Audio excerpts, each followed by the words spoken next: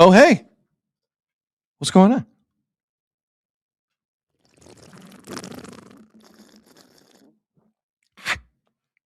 Noah in the chat writes the following. Day 47 of waiting for the Anthony Santander update. We have something today. It's about the home opener. Will you see Anthony? Won't you see Anthony? We've got details coming up. Hit the countdown, Azzo. Hit the count with the button.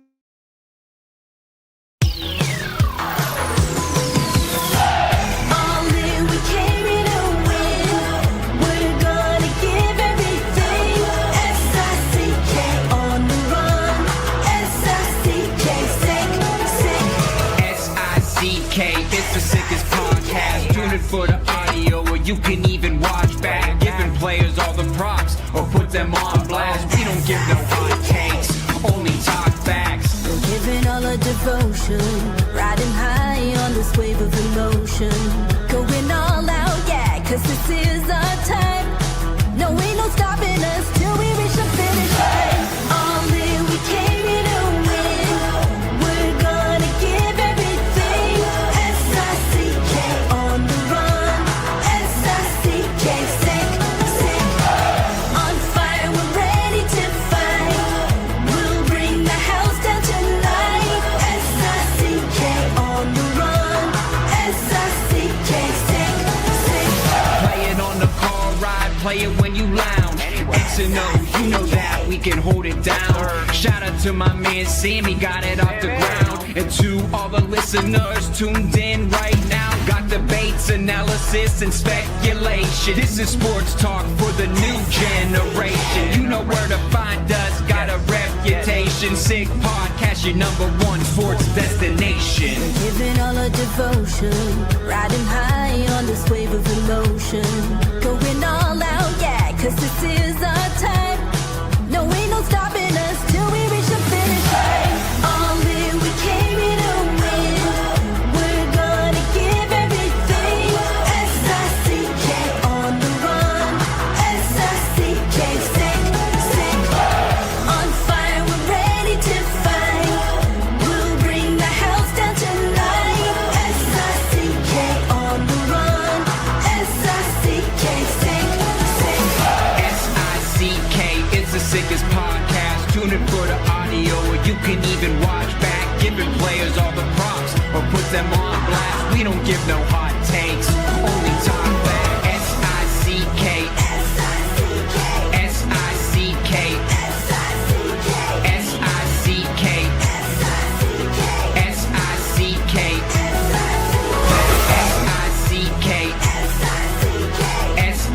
S-I-C-K, S-I-C-K, S-I-C-K, All in, we came here to win. We're gonna give everything. S-I-C-K on the run. S-I-C-K, sick. You are now listening to The Sid Seixeiro Show. Powered by Sick Media, the sickest Toronto sports show. Now, here's your host, Sid. What's up? It's Sid. We are live on X. We are live on YouTube. It is Wednesday, March the 25th. Guess what we got tonight? Real baseball that isn't the WBC. Because the WBC was real baseball. That was like the most unique and realist baseball. But we got a baseball game tonight. One, but we got a baseball game. The MLB season begins this evening. San Francisco Giants take on one of the worst teams in the American League East, the New York Yankees. Or so I think.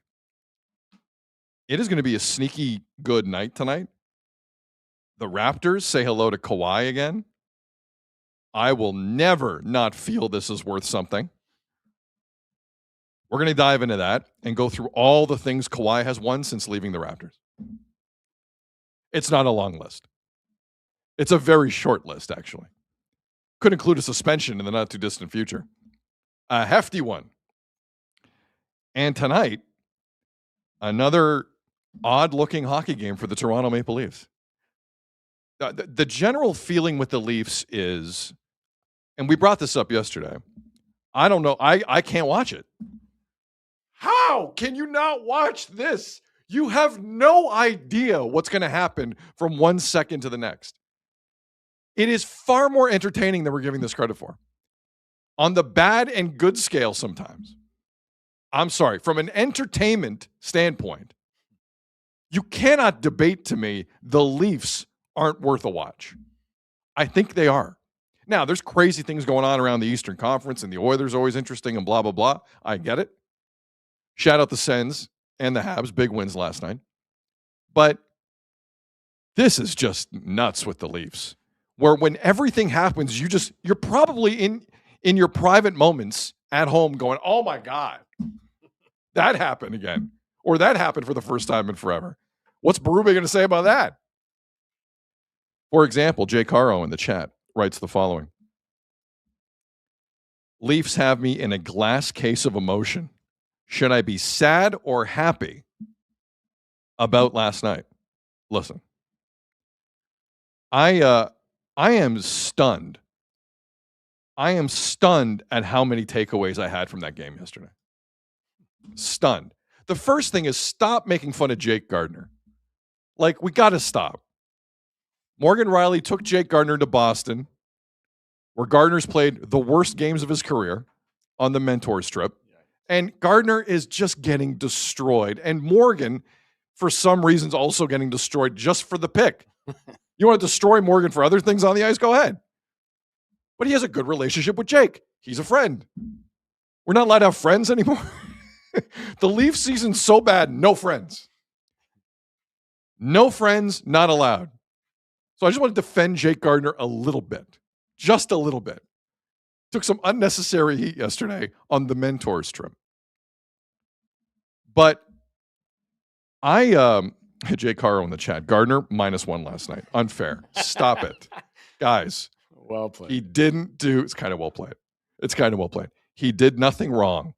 Stop picking on Jake Gardiner. Stop picking on Jake Gardiner.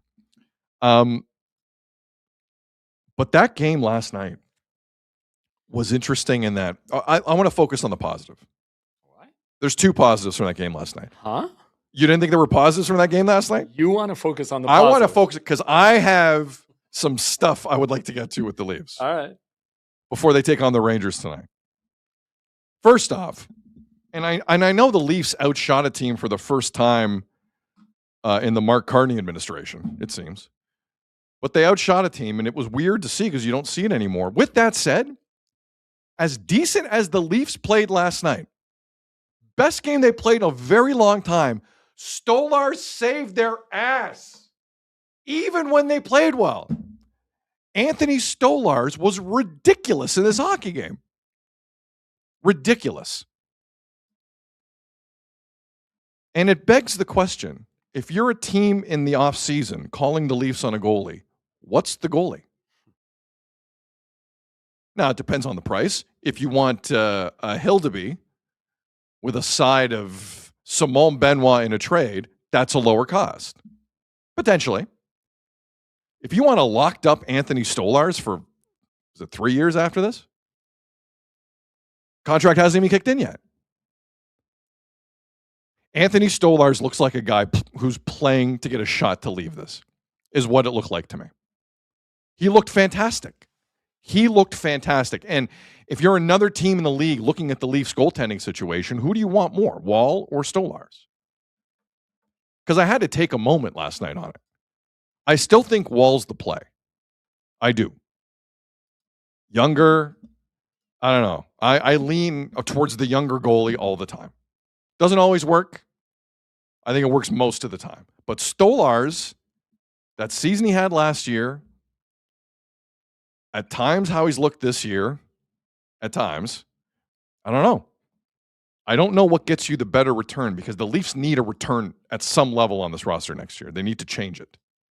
They need to change it. They don't have access in a lot of areas and positions. Goalie's one of them. So, Stolarz was outstanding. He was so good last night. Because there were, like, even when the Leafs play well, which is Berube's deal, and it was the deal last year, even when they kind of play well, For 10 minutes, they leave the arena mentally. They leave the arena mentally and defensively, and it's up to the goalie. And last year, Wall and Stolarz did a pretty good job with this. Things haven't been as good this year, but Stolarz is playing for a ticket out of town. It feels like. I don't know. Again, I'm a Stolarz fan. I have no problem with Stolarz saying, but like we're looking at the value here at this point, right? We're looking at next season. If they want to retool, which they might want to do, what's the best return? I don't know. Let the debate continue. So I just want to shout out Stolarz. Damn, was he awesome. Solid. Crit Commanda in the chat. You tell him, Sid, Leafs need a return. Yep. Where's the value on the roster? It's there.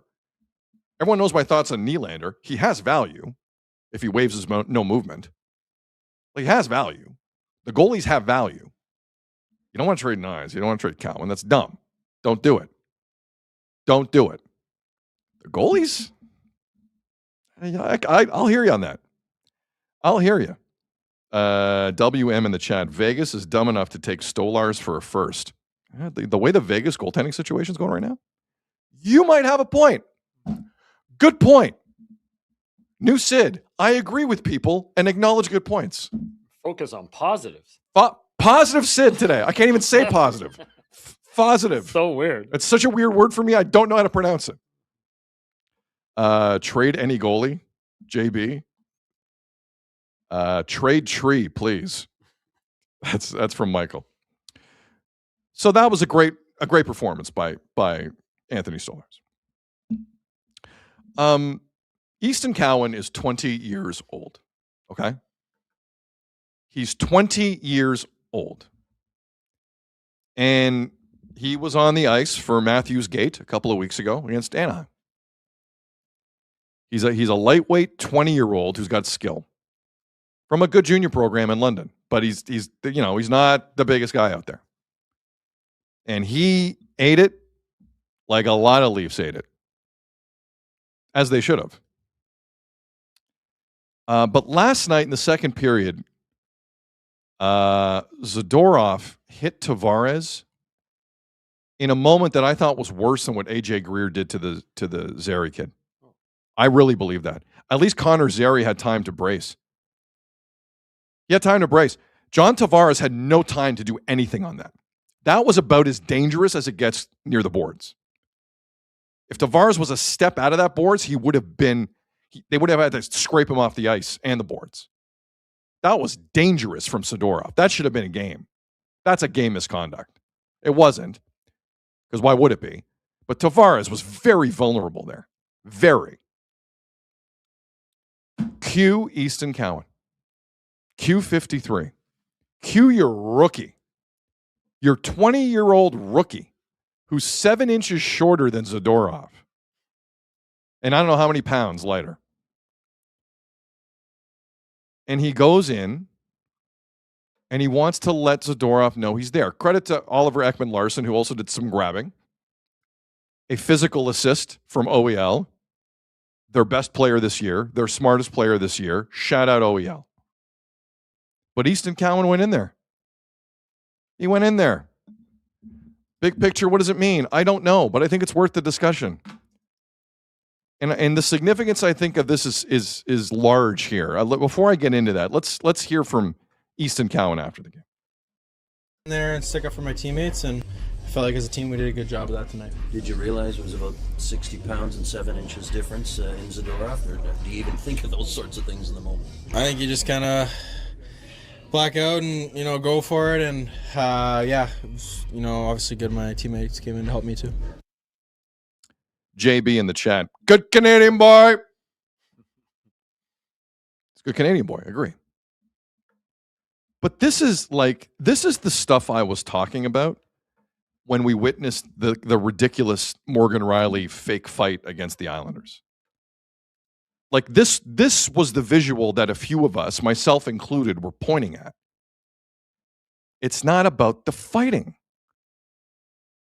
That wasn't a fight last night. Eventually, Dakota Joshua did fight. Credit to Dakota Joshua, for sure. I couldn't fight Zadorov. But Cowan got the equal level of respect just for getting in there.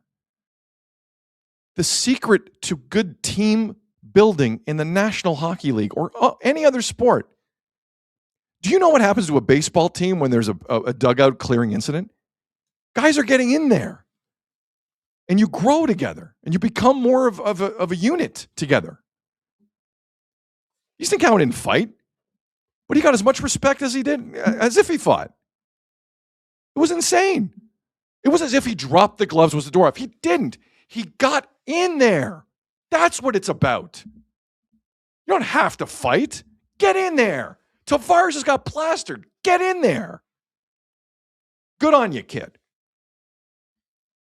That's a positive for me. I still don't know how to pronounce it. Sorry, positive. That's a positive for me. And I love it.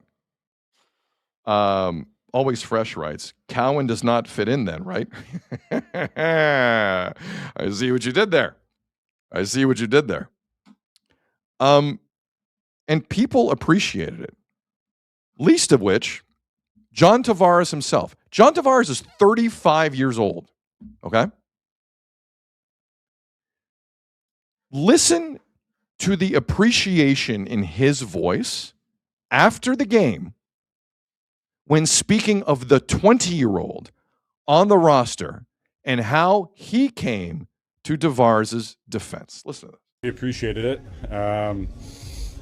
I mean, he's feeling pretty tall right now, I guess. But great for him to continue to grow and mature. I think he'll continue to learn how to handle the situations and handle himself. It's a pretty big man. He was going out there, but the way he came in defensively, it just I think speaks volumes to his passion for the group, for the team. I think for playing in the league and just the excitement he has each and every night to get out there and compete and try to continue to prove himself and make his mark.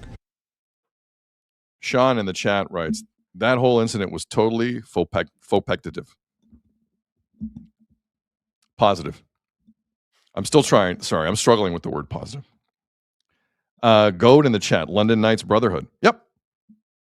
I could see that.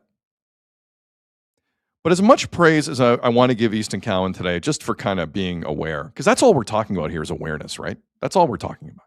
Awareness. There was a lack of it against Anaheim. Have a little bit going forward. I don't need to see a fight. Azul, do you need to see an actual fight? Shout out Dakota Joshua, but do you need to see a fight? No. I don't need to see a fight. Get in there. A little shove. A little shove. That's it. Skate over to the guy. Get in his face. Say something. You know what? Jeff has a party. Good afternoon. I brought you in without the good afternoon, and I felt naked to the world. No, you're being positive. You don't need to say good afternoon. It's good enough, bud. I'm being very faux positive. You are being very faux positive. It's a new word for me. I'm Sid sorry. Stradamus, as the chat's been calling you, like a lot of names about you calling that last night. They're calling me other names too. That's on other shows, social platforms. The chat's usually pretty nice. Hold on a second. I'm bringing this up for a reason. Okay. I'm looking at X right now. Yeah. In the today's news section. This is the headline. Toronto Blue Jay fans criticize Sid Seixeiro. Come on. I swear to God. For calling recent AL pennant a failed season. I don't think I call it a failed season. I don't think you called that either. And you did say put it up, which is the hilarious thing. Anyway. We just talked about celebrating it. We'll get to there. We'll get in a there. second. Just like Santander. I have jumped the queue. Yes. I got distracted. I got a little distracted. That is pretty crazy. But it did start taking off. It's like people are listening and watching. Yeah. Oh. But the Tavares thing I found amazing and how appreciative he was. That's the happiest I've heard him all year. Right? Seriously. Happiest. And that bench, when they went off the ice at the end of the second period against Boston last night, you would think Cowan scored 3 goals the way the team reacted to him. True. It was crazy. Now, I have to say, I feel like the mentors trip did breathe some life into the group that they needed. They looked different to me. Yep. Like they just did. They had people around them they just did. Yeah. But I'm also a little frustrated at John Tavares. Okay. Well, and we did bring up how him and Cowan being paired together, or being on the same line together, and what that meant or what that could show us. Because I do think John's been playing a bit harder since he's trying. Yes, he is. I will never discount Tavares' try-a-meter. No, of course. Ever. But I think he's skating even harder with the young guy on his line and trying to be there for him to get the puck. But I'm not even, you're right, but I'm not even going there. No, okay. This is the road I'm going down. As the captain of the Toronto Maple Leafs for what was it, 6-7 years? Whatever it was for John Tavares. Your job, I mean, we parse all the time, what does a captain do? I think they do one important thing. They set a tone. I don't care what it is. And the tone John Tavares set with this team was non-confrontational. Mm-hmm. On and off the ice, non-confrontational. Yeah. I found it insane how joyful he was last night at what Easton Cowan did when I've never seen him do that for a teammate. When's the last time John Tavares jumped in like that for a Toronto Maple Leaf? I'm being serious. Oh, I know. That is one of the biggest problems with the organization. When things got tough, they do not band together because they've never been together. Emotionally, team level, like it just has never happened. Mm-hmm. It's never happened. Right. But if you pull the goalie, John Tavares looks like Connor McDavid racing down the ice to get that puck. I'm serious. Yeah. Him and Nylander were down there like that last night. Like that. I am sad when I see what that means to a 35-year-old John Tavares when 28-year-old Tavares never did a thing like that. And if he did something like that, who knows what the tone would have been? If your captain's doing that, how do you not do it? It's true. I told you, he's one of my, he used to make me cringe. That. I couldn't believe his Every reaction time they got last night. knocked out of the playoffs and him talking about how close they were. And it's like, you didn't even get out of the first round.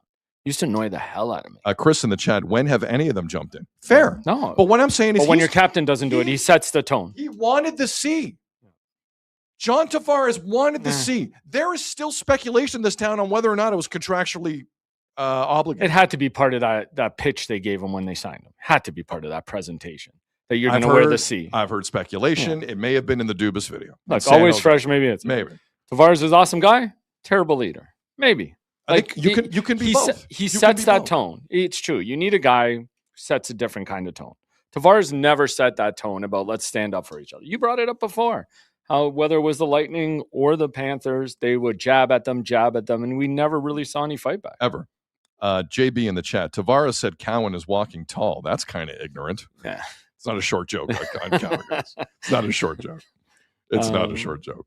But yeah, but like, I just can't. I'm thinking back to the last X amount of years with the Leafs and Tavares as the guy. No, let me keep you on this year. Because a lot of what people are saying is this is going to be all performative at this point. They can't do anything because they're playing for nothing to get that Austin moment back.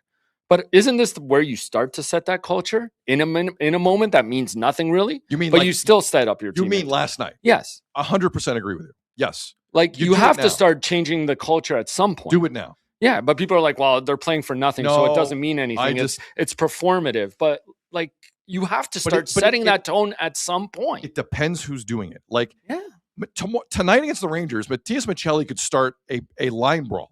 Mm-hmm. I will pay for his Uber out of town. Nothing will change for me with Matias Maccelli. Yeah, no, agreed. If Max Domi can get out of town, I'll pay for the Uber. Like there are guys on this team, I think we know what they're about.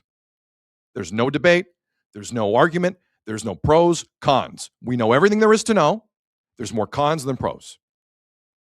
This year was handled poorly by a lot of players. I'm keeping Berube and Treliving and Pelly. No, let's this focus. Has gone on for years. Let's focus on the grown-ass men on the ice who get paid pretty good money. I have made my mind up on a lot. But when Cowan does that, love it. Yeah, of course. You can start, the worm can turn at some point. It doesn't all have to be passivity and I should have jumped in there sooner or I didn't see the knee. It can change. Positivity, Sid. It can change. And again, you said, you don't need an actual fight. But let's remember, Cowan did fight in that third period after that happened with Matthews. But that felt performative to me. I get it. But it's also the biggest applause you got. How many goals did he have at that point? I liked what he did last night more than that. I agree with you. I agree with you too on that because close. This isn't, you're right. That was performative. That was like, we got to do something to show that. But like, he's still doing it. But it's ingrained in him that the fans appreciate that is all I was going to say. Because it was a bigger applause for him doing that, even as performative as it was, as to if he scored a goal. 100%. That's all. Like, you can feel 100%. that from your fan base, from the audience, from the crowd. Sure. Like, they get into that more than if you score a goal in a game where it's like doesn't mean anything. Couldn't agree with you more. Because you're a better teammate. Like, that's all you want to see. WBJ in the chat, the players lack. I think most of them do. So Logistic World's here saying maybe they pick up from the crowd because Toronto as a whole is too corporate and too business above everything else. So is that like a top down from the organization problem or the crowd there? Or, I mean, I think if the players bring it, the crowds react. No, but let's talk about what corporate mentality actually means, because you and I have worked in a corporate entity. There's some fans who throw that word around who haven't. And for me, at times it was extremely rewarding as someone who likes control, which I have now. Yeah. Are you a control guy? A little bit. No. It's actually it's pretty damn good to have control. Yeah, it is. Of course it is. But in a corporate entity, there's so many layers and people protecting their jobs. It's tough. And on top of that, you do not want to start conflict because then you look like the problem. Right. In a way, Tavares was the perfect captain for MLSE. It was an ass backwards way to maybe think about it in hindsight, but maybe he was. No conflict. And it was also around that time, Matthews. And a guy who was willing to go out there every day and just give the same answers, right? Same answers. But also, I don't know if he missed a day, and I'll give him credit for that. Because he went out there every night, win or lose. He went out there. And he faced the media every day. And guess what he's doing now? He's going out there. It's true. Because Nylander can't string together 3 sentences, and Matthews isn't there anymore. So, like, guess what? Tavares, you're back in the captain's role. I'm sorry. That's kind of how it's going. But you also need veterans who kind of bring that, right? Like you do, agree. besides your captain. And again, your captain doesn't have to be your best player. There has to be that team unity and the veterans kind of leading that way, which is why maybe the mentors trip helped them in that regard. They looked like they had a different air about them last night. To your point, they should have done it earlier in the season. Where were they? Neil in the chat. Maybe Gardiner was busy early. Stop making fun of Jake Gardiner. I'm not making fun of him. You should have heard what that Gardiner for next coach. Gardiner for the next coach. Neil in the chat firmly believed that if Chris Tanev was still playing, pardon me, we wouldn't be talking about team toughness. He really set the tone. I mean, listen, I'm a huge Chris Tanev fan. I saw the same team last year, man. I'm sorry. I don't know, man. In the playoffs? I'm sorry. No. I'll give you in the playoffs. They were blocking pucks on the ice a lot. But I do agree with him that Tanev would bring a little bit different toughness to them. Sure, they were until Game 5 against the Sens. Until Game 5 against the Panthers. And until Game 7 against the Panthers. Well, because those are the moments you look at your true leaders. But having a guy like Tanev on the ice does affect, I think, the culture to some level. Marginally.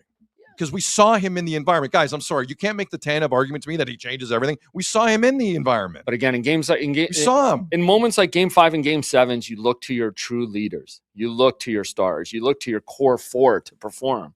And they don't set the tone in that moment, and the whole team feels it. JB in the chat. Tanev is brave, but not tough. I don't know if he's not tough. No, he's tough. You have to be tough to be like a block shot magnet. Yeah. You do. At least as a defense as a whole last year, I'm pretty sure I had the most block shots in the playoffs, even after they were ousted. We have to double check. Maybe someone in the chat can find that quick. But it is contagious. All I'm saying is having a guy on the ice like that is contagious.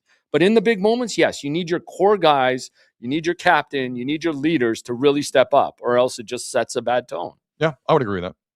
I would 100% agree with that. Okay, one more clip regarding the Cowan thing. And Berube was interesting last night in that he not only praised Cowan after destroying him the other day for mentioning the word deflating. Like Berube went down the road of being mentored by Mark Hunter and Dale Hunter and the Hunters.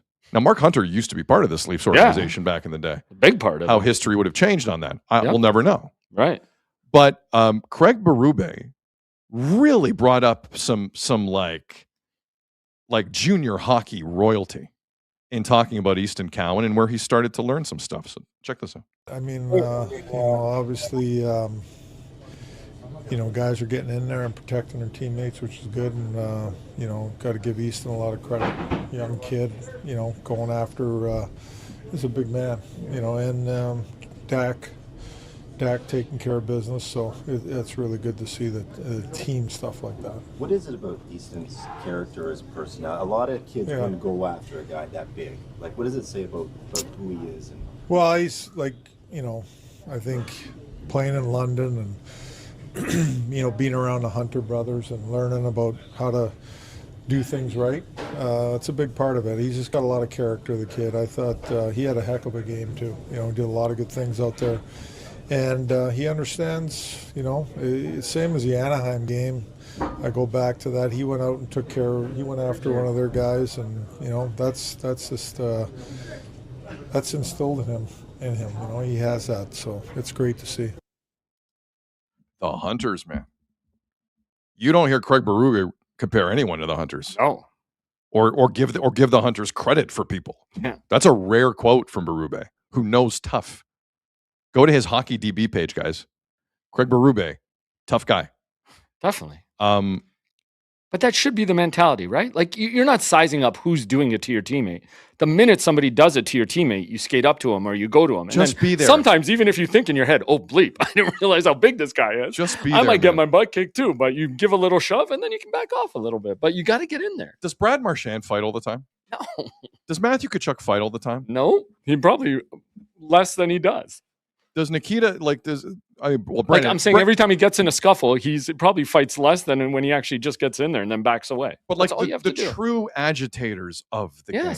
Yes. It's not a fight every night. No, you don't. You're in there pissing someone off or / defending a teammate or some combination. Just get of in the their two. face. Get in their face.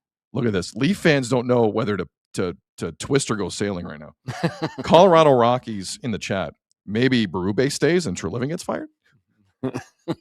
There's just confusion right now in Leafland. Confusion.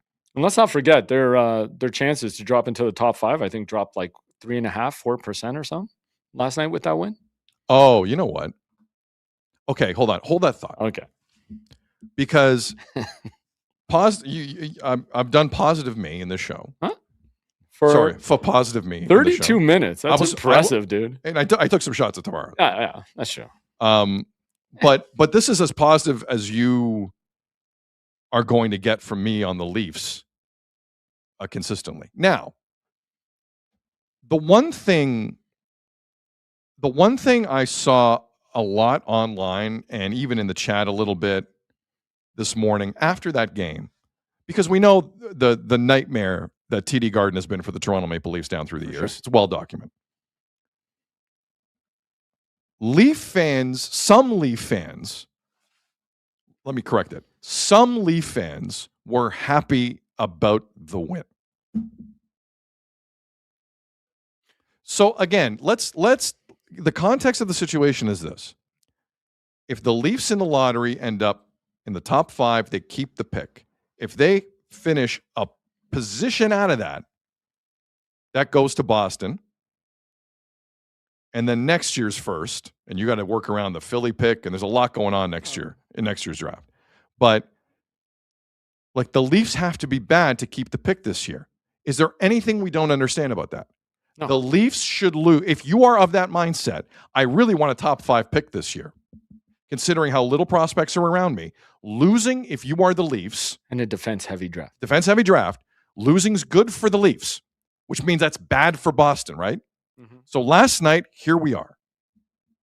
Boston Bruins, Maple Leafs. In an environment where a Leaf win is perversely what Boston kind of wants. Now, I also realize the Bruins are in a playoff race. Any solace if in the end the Bruins missed the playoffs by one game? And this was a game that cost them the playoff spot? We don't know how that's going to play. No, I'm saying, but would there be any solace in it and playing the spoiler for Leafs fans on this team that... There are times the Leafs haven't enjoyed playing the role of anybody. Oh, I know. So I don't know what they enjoy playing the role Well, they didn't of. want to do it against Ottawa on Saturday. So after last night, the Bruins are 1 point from safety in the Eastern Conference wildcard position. They're up on the Ottawa Senators. Shout out to Travis Green and the Sens. Holy cow, another one. We'll get to that. But the Bruins right now are in a playoff spot. However, if you're thinking about a 6th, 7th, or 8th overall pick and you're the Boston Bruins, what do? Yeah. Let the Leafs win last night. That's what you do. So let's go to the second period, okay? Okay. Matthew Nyes will tell anyone that's listening, I have a bad knee. Anyone who's listening. But it can't get worse. It can't get worse.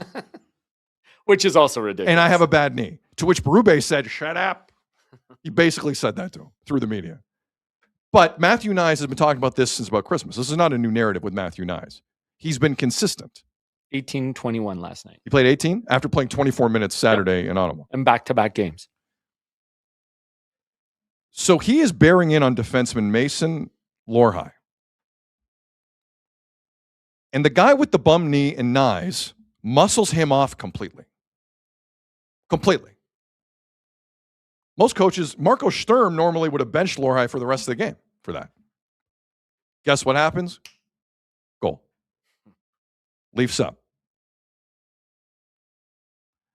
Forgive me. No, I mean it 1-1. 1-1. So that happened. Lohrei just, pushed. Later on in that second period last night. Remember the Steven Lorentz breakaway? Oh, yeah. Remember the Steven Lorentz breakaway? I did. Do you know who was chasing him? David Pasternak. Couldn't catch him. For some reason, David Pasternak couldn't catch Steven Lorentz. Think about that for a second. That's crazy. Think about that. Where did that come from? Because Lorentz had been healthy scratch a few times. Oh, he Maybe was saved fresh. up He was fresh, Lorentz, right? He was fresh. Right. So out of nowhere, Pasternak, he can't chase down Steven Lorentz. I genuinely like Steven Lorentz. He loves being a Leaf. Yes, Tough year. of course. He loves being a Leaf. Seems like a nice kid. That's David Pasternak. Third thing I saw last night. And do you have the picture? I have the picture. I was waiting for it. So this is Max Domi's 2-1 goal. And for the listening audience, let me describe to you what I'm seeing. I'm seeing 3 guys leave Max alone in front of the net. That's what I'm seeing. 3 Boston Bruin players, I'm not making this up, have said, Max, go in. And if you remember this moment, if you watch back the highlights at some point today, Max at some point looks to pass from in front of the net and then realized, oh my God, they're letting me go to Swayman. What happens? 2-1 Leafs. Third period, Nylander scores 3-1. Of course he Pasternak makes it 3-2. Brandon Carlo almost scored into an empty net. Almost. Somebody wanted to know what you thought about that. And then Tavares looked like Cale Makar going down to get a puck with an empty net. And then and he sets up Willie. I saw some weird stuff out of the Boston Bruins last night, specifically in the second period, that would lead a person to possibly say, I wouldn't say it. But it would lead a person to say, the Bruins were playing a little hanky-panky last night with that result. Maybe trap game because they got the Sabres tonight? No. That's not what I'm saying. No, I know. I'm saying they know exactly what they're doing last night. I know you are. I'm saying where's their mind on the Sabres tonight, and who cares? Well, This who is cares? the Leafs. That's not what I'm talking about. Yeah. I'm talking about they get the Leafs pick if it's not top 5. I know. And if the Leafs win that game last night, Bruins kind of win. Yep. So for some of you listening or watching this, you're going, Sid, you're nuts. There's no way that would happen. Okay. Right now, the Leafs are 4 points out of 5th worst in the National Hockey League. So let us run the NHL Draft Lottery Simulator 5 times. Oh, we're here now, huh? Yes. We're here. So for any Leaf fan that said, yeah, go Leafs last night, let's run this 5 times. All right? And to be fair, at the deadline, where were they? Were they even lower or higher? Do you remember? About the same, because they had just lost like 7 or 8 What in a happened row, on the TSN trade deadline show? Yeah, it was good on the TSN trade deadline show. They won. This is a different show. We're doing this 5 times on the simulator. So all you Leaf fans who enjoyed the win last night, congratulations. You're allowed to be a fan. But here's the reality of it, and we're going to play it out as a group right now. If the Leafs don't end up in the top 5 in any of these 5 simulators, your pick goes to Boston. Here we go. Sim 1, Azo. Okay, I'm nervous. Click. Leafs get the 7th pick. Goes to Boston. Simulation 2. Leafs get the 6th pick. it goes to Boston. Wow. Simulation. We're getting closer. No, this is hell. This is the hell scenario. And they only do it once in the NHL, right? 3. They just do one. So we think. Third simulation. Leafs get the 6th pick. It goes to Boston. I want to know also who's in front of them and if they're in the top 5. Because basically they could have swapped picks with somebody else. Let me finish. 4th simulation. 7th pick goes to Boston. Final simulation. None of these have landed top 5 for the Leafs. Come on. You think this is happening? Yeah, it's going to happen. Number 1 overall. Simulation, here it goes. 8th pick, it goes to Boston. Enjoy the win last night. No, Enjoy the win last night. There goes all the the half an hour of positivity you brought is just gone now. Good win. Gone. Good. Twice in that it was the ultimate hell, the 6th overall pick. Yeah. You can't get any closer. 6th overall pick. Yeah. Guys, this has to be a long game here. See? The Bruins, I believe, based on things I saw in the second period, I've made the case. Your Honor, I've made the case. I rest my case. They were playing fast and loose with that result last night, I believe. And they knew exactly what they were doing because that is not a dumb organization overall. Ask Treliving how smart they are. You brought photo evidence to it. The Domi thing was nuts. That is pretty crazy. They let Max Domi walk in to make it 2-1. Walk in. And there's no way Nye should be muscling off Mason Lohrei like that. That's insanity. And Lorenzo skating everybody. And the Lorentz one was outrageous. Pasternak stopped skating. He's like, I'm not catching this guy. Go Leafs. Well, is he not catching? He doesn't want to catch him. Sorry, who's faster, Pasternak or Steven Lorentz? I think we know. I think we know. I think we know. I think we know. All right, sorry. Let me go to the chat here because I put together quite the proposal. Yeah, it is. I was just trying to give you the other side. Like maybe their heads are focused on Buffalo. I don't know, but you could be true. Like Boston just owns them in that way. They own them mentally and physically. And physically, like the Panthers do. Like every team in their division basically does. Chris in the chat. Speedy Lorentz to you, Sid. Speedy Lorentz. No 3-putting. Leafs need a professional tanking coach. Peter Horacek available. That's pretty good. Can they rehire Mark Savard? How weak was the Mark Savard firing in hindsight? Yeah, I know. An organization so scared to do the proper and risky thing, they try to do the easy thing and make Mark Savard the sacrificial lamb. And for 2 weeks, Steve Sullivan is a genius. Steve Sullivan's a genius for 2 weeks. Then what? Maybe changing your coach doesn't help that much, right? Columbus? Wow. Grim Reaper in the chat. Cowan and Dine. I saw that. I was going to bring that up because somebody brought the Kawhi up. That's pretty good. Yeah, that's awesome. That's pretty good. Very good. It's very good. Samuel in the chat. I knew Seixeiro would be mad today. Samuel, you're right. He was positive for half an hour. Give him some credit. Come on. The Leafs don't win this season when they should win. Well, and the Leafs win when they shouldn't win this season. And it's driving me insane. Oh, but what's the carrot? What's the carrot for an awful season? Usually it's a draft pick. You would hope. Yes. Like where's the positivity? How does the season end and what's the positive we're looking at for next year? Let me do one more simulation. Okay, no. I did cheating. Let me do a 6th. That's cheating. No, I'm going to give the Leafs a 6th. Okay. 3, 2, 1. Leafs 7th pick goes to Boston. Jesus Christ. Okay. Now you're ruining. Stop it. Made me so upset. I didn't make these odds. Yeah. It's the Leafs that kind of win enough games to put themselves in this spot. Mm. Now, the Leafs may wink, wink, nudge, nudge, win the lottery. NHL, yeah. They might win the lottery. As long as they agree to trade. Never know. I was thinking about this. Maybe a Bettman. Now he wants, we talked about him wanting to be the NHL by selling off all these rights to different TV networks or streaming services. Maybe he looks at the NBA and goes, maybe we can copy their format. Get them to trade their star like the Dallas Mavericks did. Maybe we'll give them a high pick. No, but then if Gary starts doing that, the new Atlanta franchise gets the number 1 pick. Yeah. They don't you think they care about the Canadian markets? Yeah. Give me a break. Sure. TMB in the chat. Sid, I'm scared. Where was it? He wants me to hold him. Sid, I'm scared. Hold me and tell me everything is going to be okay next season. It's not. It's not. I love you all. We'll be here unless Sick gets rid of us. We'll be here. I don't know what you do to improve this team with all these contracts. I just don't know. Someone needs to make the argument. I'll hear it in the chat right now. How do the Leafs in 3 moves, I'll give you 3. Wow.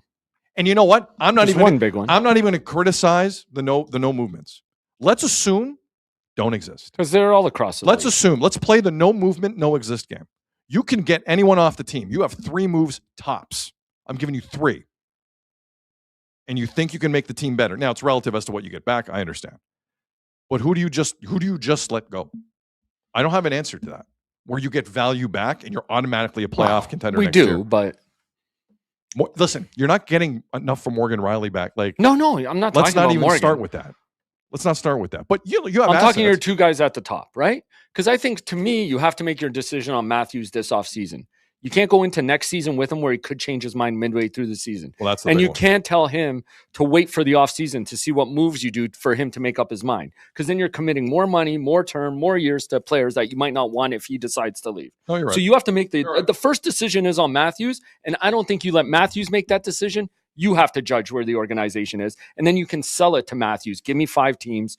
Pick Minnesota, pick LA, pick whoever you want. Give me 5 teams where I can bargain He them doesn't off have each to. other. He gives you 1. No, I know. No, but you can't do that. But that's No, why. hold on. Whoa. What are you talking? Do you know what a no movement No, is? I do. I don't but have I'm to saying, give you a thing, man. Nothing. This Okay, is give what me the 2 or Leafs have 3. no, 1. I'm going to LA. No, see, Do but that's, you understand how much the Leafs have screwed themselves with these? I do. movements? They are not in control. But to me, that's something Willie would do. I don't think Austin would do. I think Austin would do. Auston Matthews hold on the on. way out is going to be the saint. No, of it, no, right? not that. Really? But dude, this guy has Really? okay. No offense, like he has no family. He lives in Arizona no matter what. What do you mean This he has is no- just what where do you- he's playing. What do you mean he has no family? Well, What are you like- talking about? Like a wife and kids, and I like don't know. where He he's just, set up. he just met a girl recently, a Canadian girl. I don't know. That's what I saw But he's on got the no internet. kids that are going to school and doing stuff during Don't the do the Tavares thing with kids in school. No. These guys. Either does Willie. To be fair, The Leafs are in control of nothing. I know, but you I think need to get that out of your head. Austin, give me 3 or 4 teams. No, he doesn't have to do that. I know he doesn't Auston Matthews have to. do anything. But dude, you do the conversation now because you think he wants to pack up mid-year. Like if it's in the middle of the season or like even a month, that's what happened with Quinn Hughes. He gave him 1 team because the season had already started.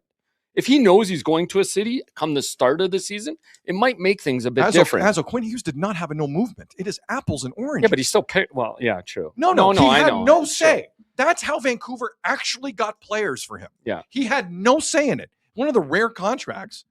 No, I don't know how. I'm Quinn saying Hughes' I'm guys saying they let it lost happen. value on Quinn because the season already started. But they still got value because you traded him with 2 postseasons.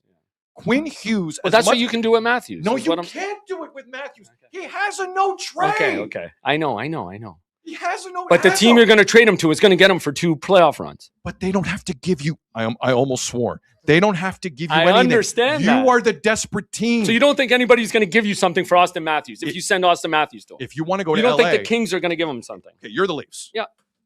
I'm LA. They're not going to get the best they can, but they're going to get something. Let's play this out. You're the Leafs. Yeah. I'm LA. Austin has told the Leafs, hypothetically, and as reported by Elliott and LeBron and Dreger and whoever, LA is his preferred destination. You call me, and I tell you, I'm going to give you what I want to give you, and you're going to take it. No, they don't have to take it. Then you ride him out for 2 years. Oh, and just let him walk for nothing. So that's the plan. So you're going to take garbage back in exchange? You're getting garbage either way because God. you have painted yourself in a corner with these no movements. You are not in Do you control. think do the Kings think Austin helps them right now and helps them win in that division? But leverage is a real thing. I get Azzo. that, dude. But you're not going to get you're going to get something. You're of value. not going to. You're going to get. Okay. Then we disagree on You're that. going to get the better version of disagree. Nick Waugh. You're going to get a better Nick Waugh from the We LA disagree on Kings. it. We disagree. Let's go to the chat. Listen, I'm not going to be that guy who's like, people throw out there, trade Austin for McDavid. No, That's not happening. I'm not. But you I'm are not going to doing get, if they give you Byfield and Clark Brandt and a draft pick, you take that? But yes, 100%. I Okay, take so that. then that's But better than you're going to get than But just that's letting a them walk. dream world of an offer if he wants to go to one destination. Yes, that's how that works, Azzo.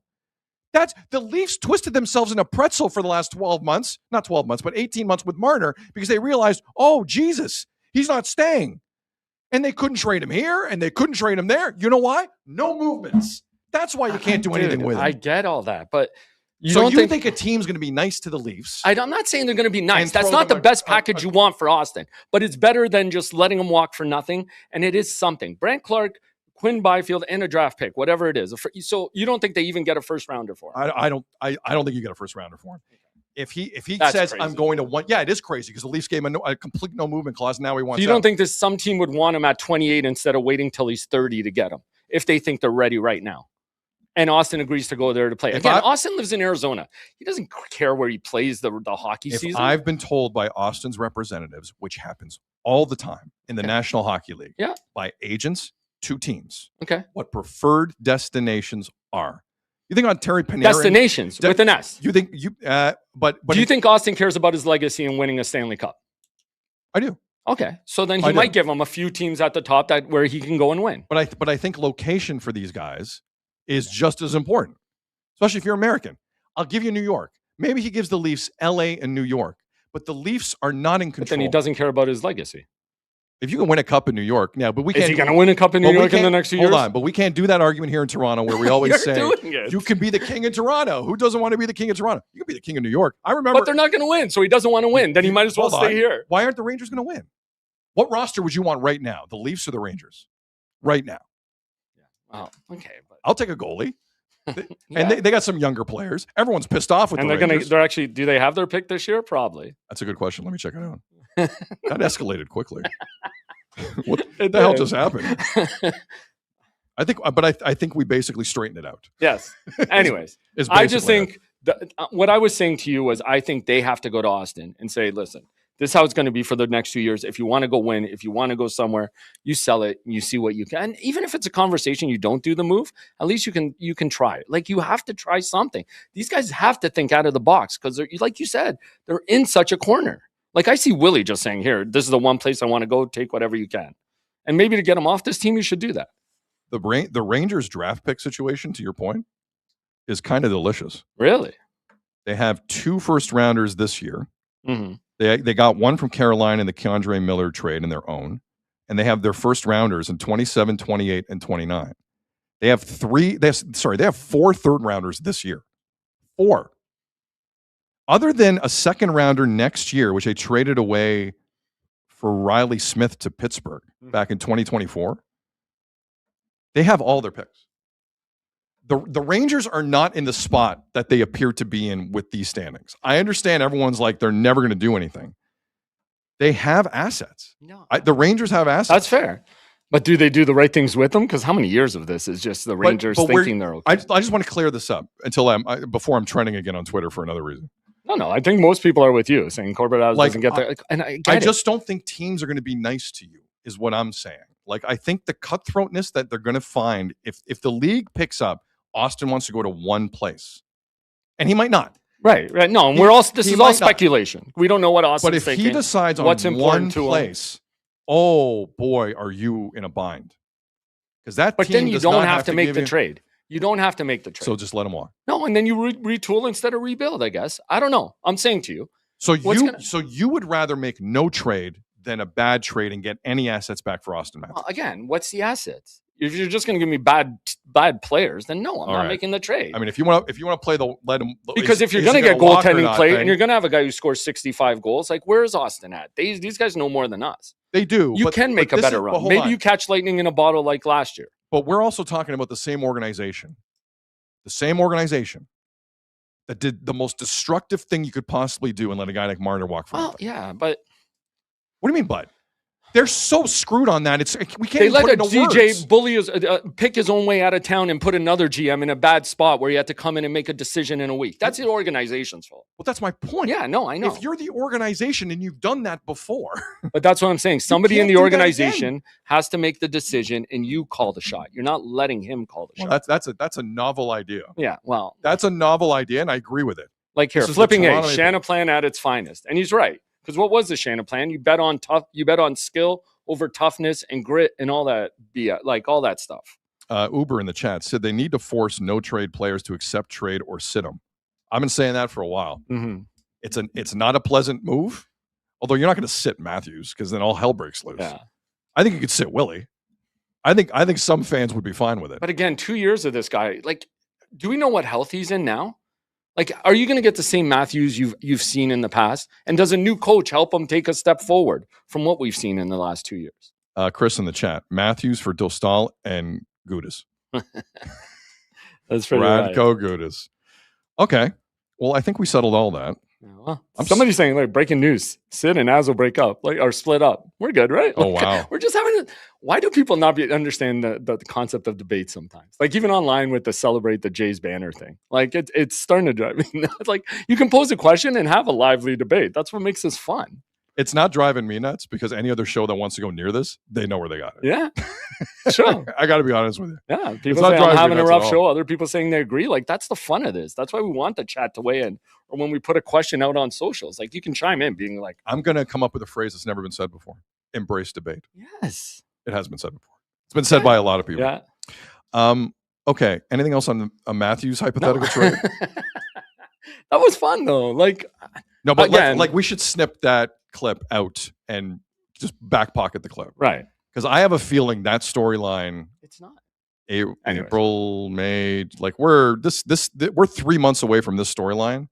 Basically, getting away from. My point is everybody. Just you have to know where he's at before next season, and before even you make moves in the offseason. Before you go to free agency, you have to know where Matthews is. If he changes his mind mid-season next year, you're double screwed. Yeah, because then Marner's going to happen. If it's going to happen, I'm with you. This is the offseason. Before you start making moves to try and retool around him. You need to know. Because if the retool doesn't work and he changes his mind, you're committed to even more players. Like that's how they got in this spot. You 100% need to know what he's doing. Could be worse in the chat. No chairs were broken. All good. Yeah, it's true. Nobody took a chair shot. No chairs were broken. It's true. It's true. Neither of us signed him to a long-term no movement. It's not our fault. But again, can you tell me Matthews is going to be super healthy? Like when he hits his free agency year? There's numerous questions. There is, and that's why we're just speculating on all of it. What's important to him, where he wants to live. Like, again, he controls it all. Him and his agent control it all. Ryan Scott in the chat. I was about to hit this. Sid Nazo need to share some pasta, Lady in the Tramp style. After the show, we kiss and makeup. Yeah. You know what will bring us together? A story about the true leader of the Toronto Maple Leafs. Yes, that's William Nylander. William Nylander is now the true leader. We saw something last night. I almost fell off my couch. It was amazing. I rarely do this. I took a photo with my phone, and I'm like, we're just going to run this. Can I put it out? Or yeah, go ahead. So this is one of the rarest sights in Leaf Nation right now. The Leafs are talking to each other on the bench and don't have iPads. It was bizarre. William Nylander walked down the bench and said something to Brandon Carlo and Morgan Riley.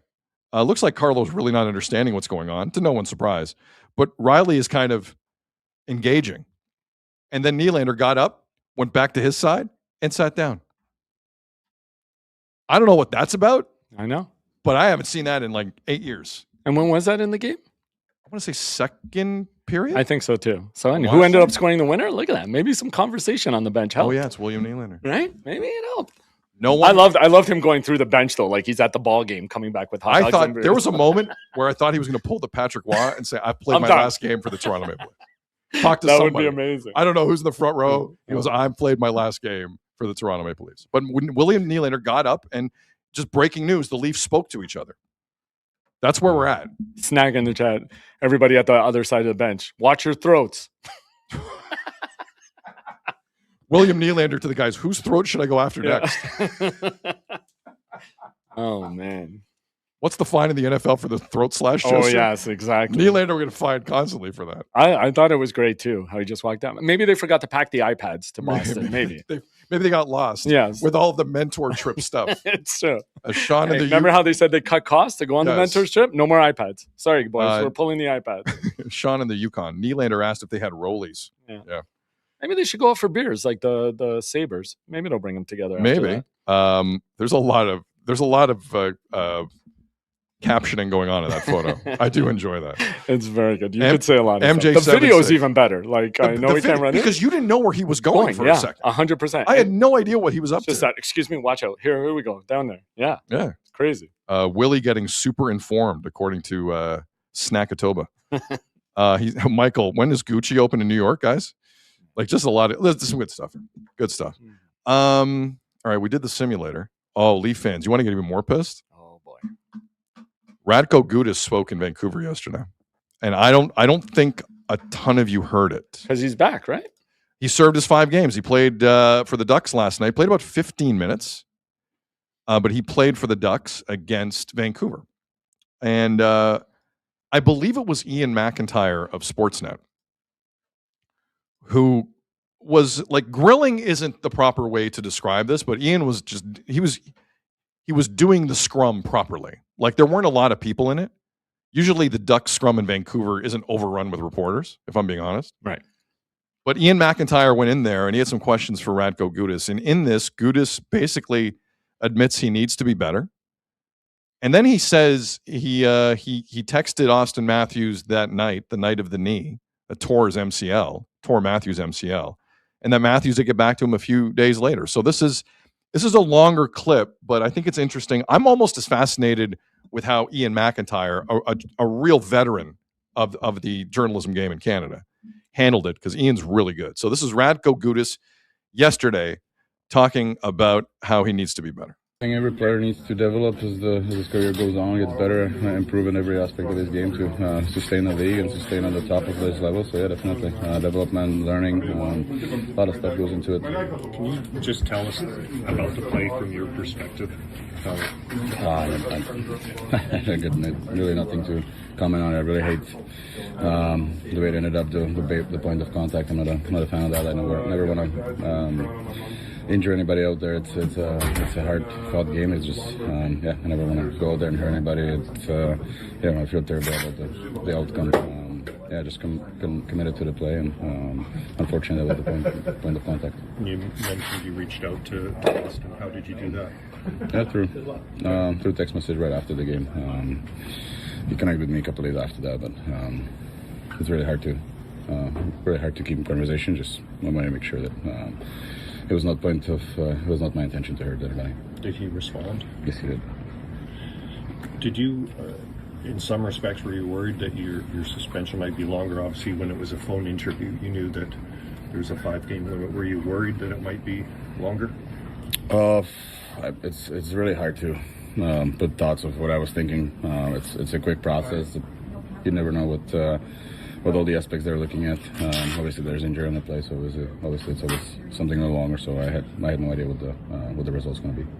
Do you think players should have respect for each other, even though you're playing a tough game against one another? Yeah, 100%. Chris in the chat, does every player have every player's phone number? Pretty much. Small world. You can get it. Yeah. Like, you know, a teammate who has, or somebody who knows. It's not hard. It's how he got Crosby's phone number when he tried to end his season at the Olympics too. He now knows how to get phone numbers.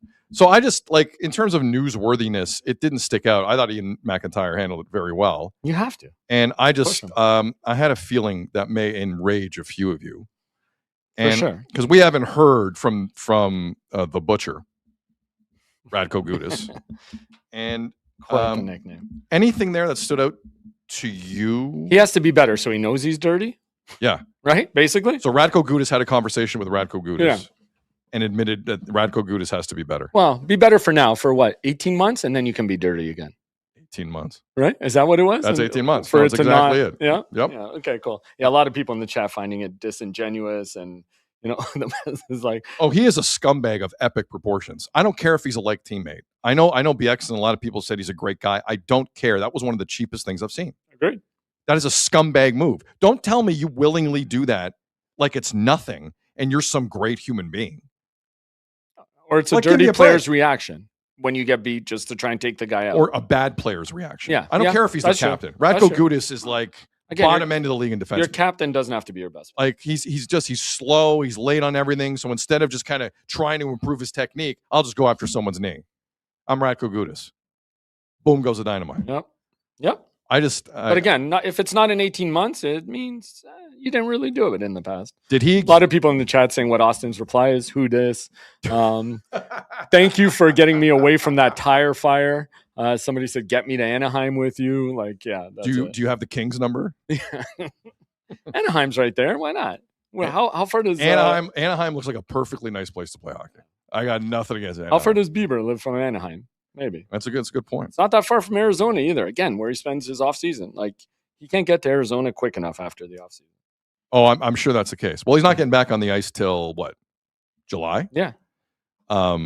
So that's the latest. That's Radko Gudas. He spoke in Vancouver yesterday. That one of two stories out of Vancouver this week that kind of shook me to my core a little bit. Somebody in the chat had this. If a bear growls in Vancouver and no one heard it, ... It doesn't make noise. Well, something came out yesterday, right? You're going to hit on that next. Well, Monday of this week, letters went out to season ticket holders for renewals.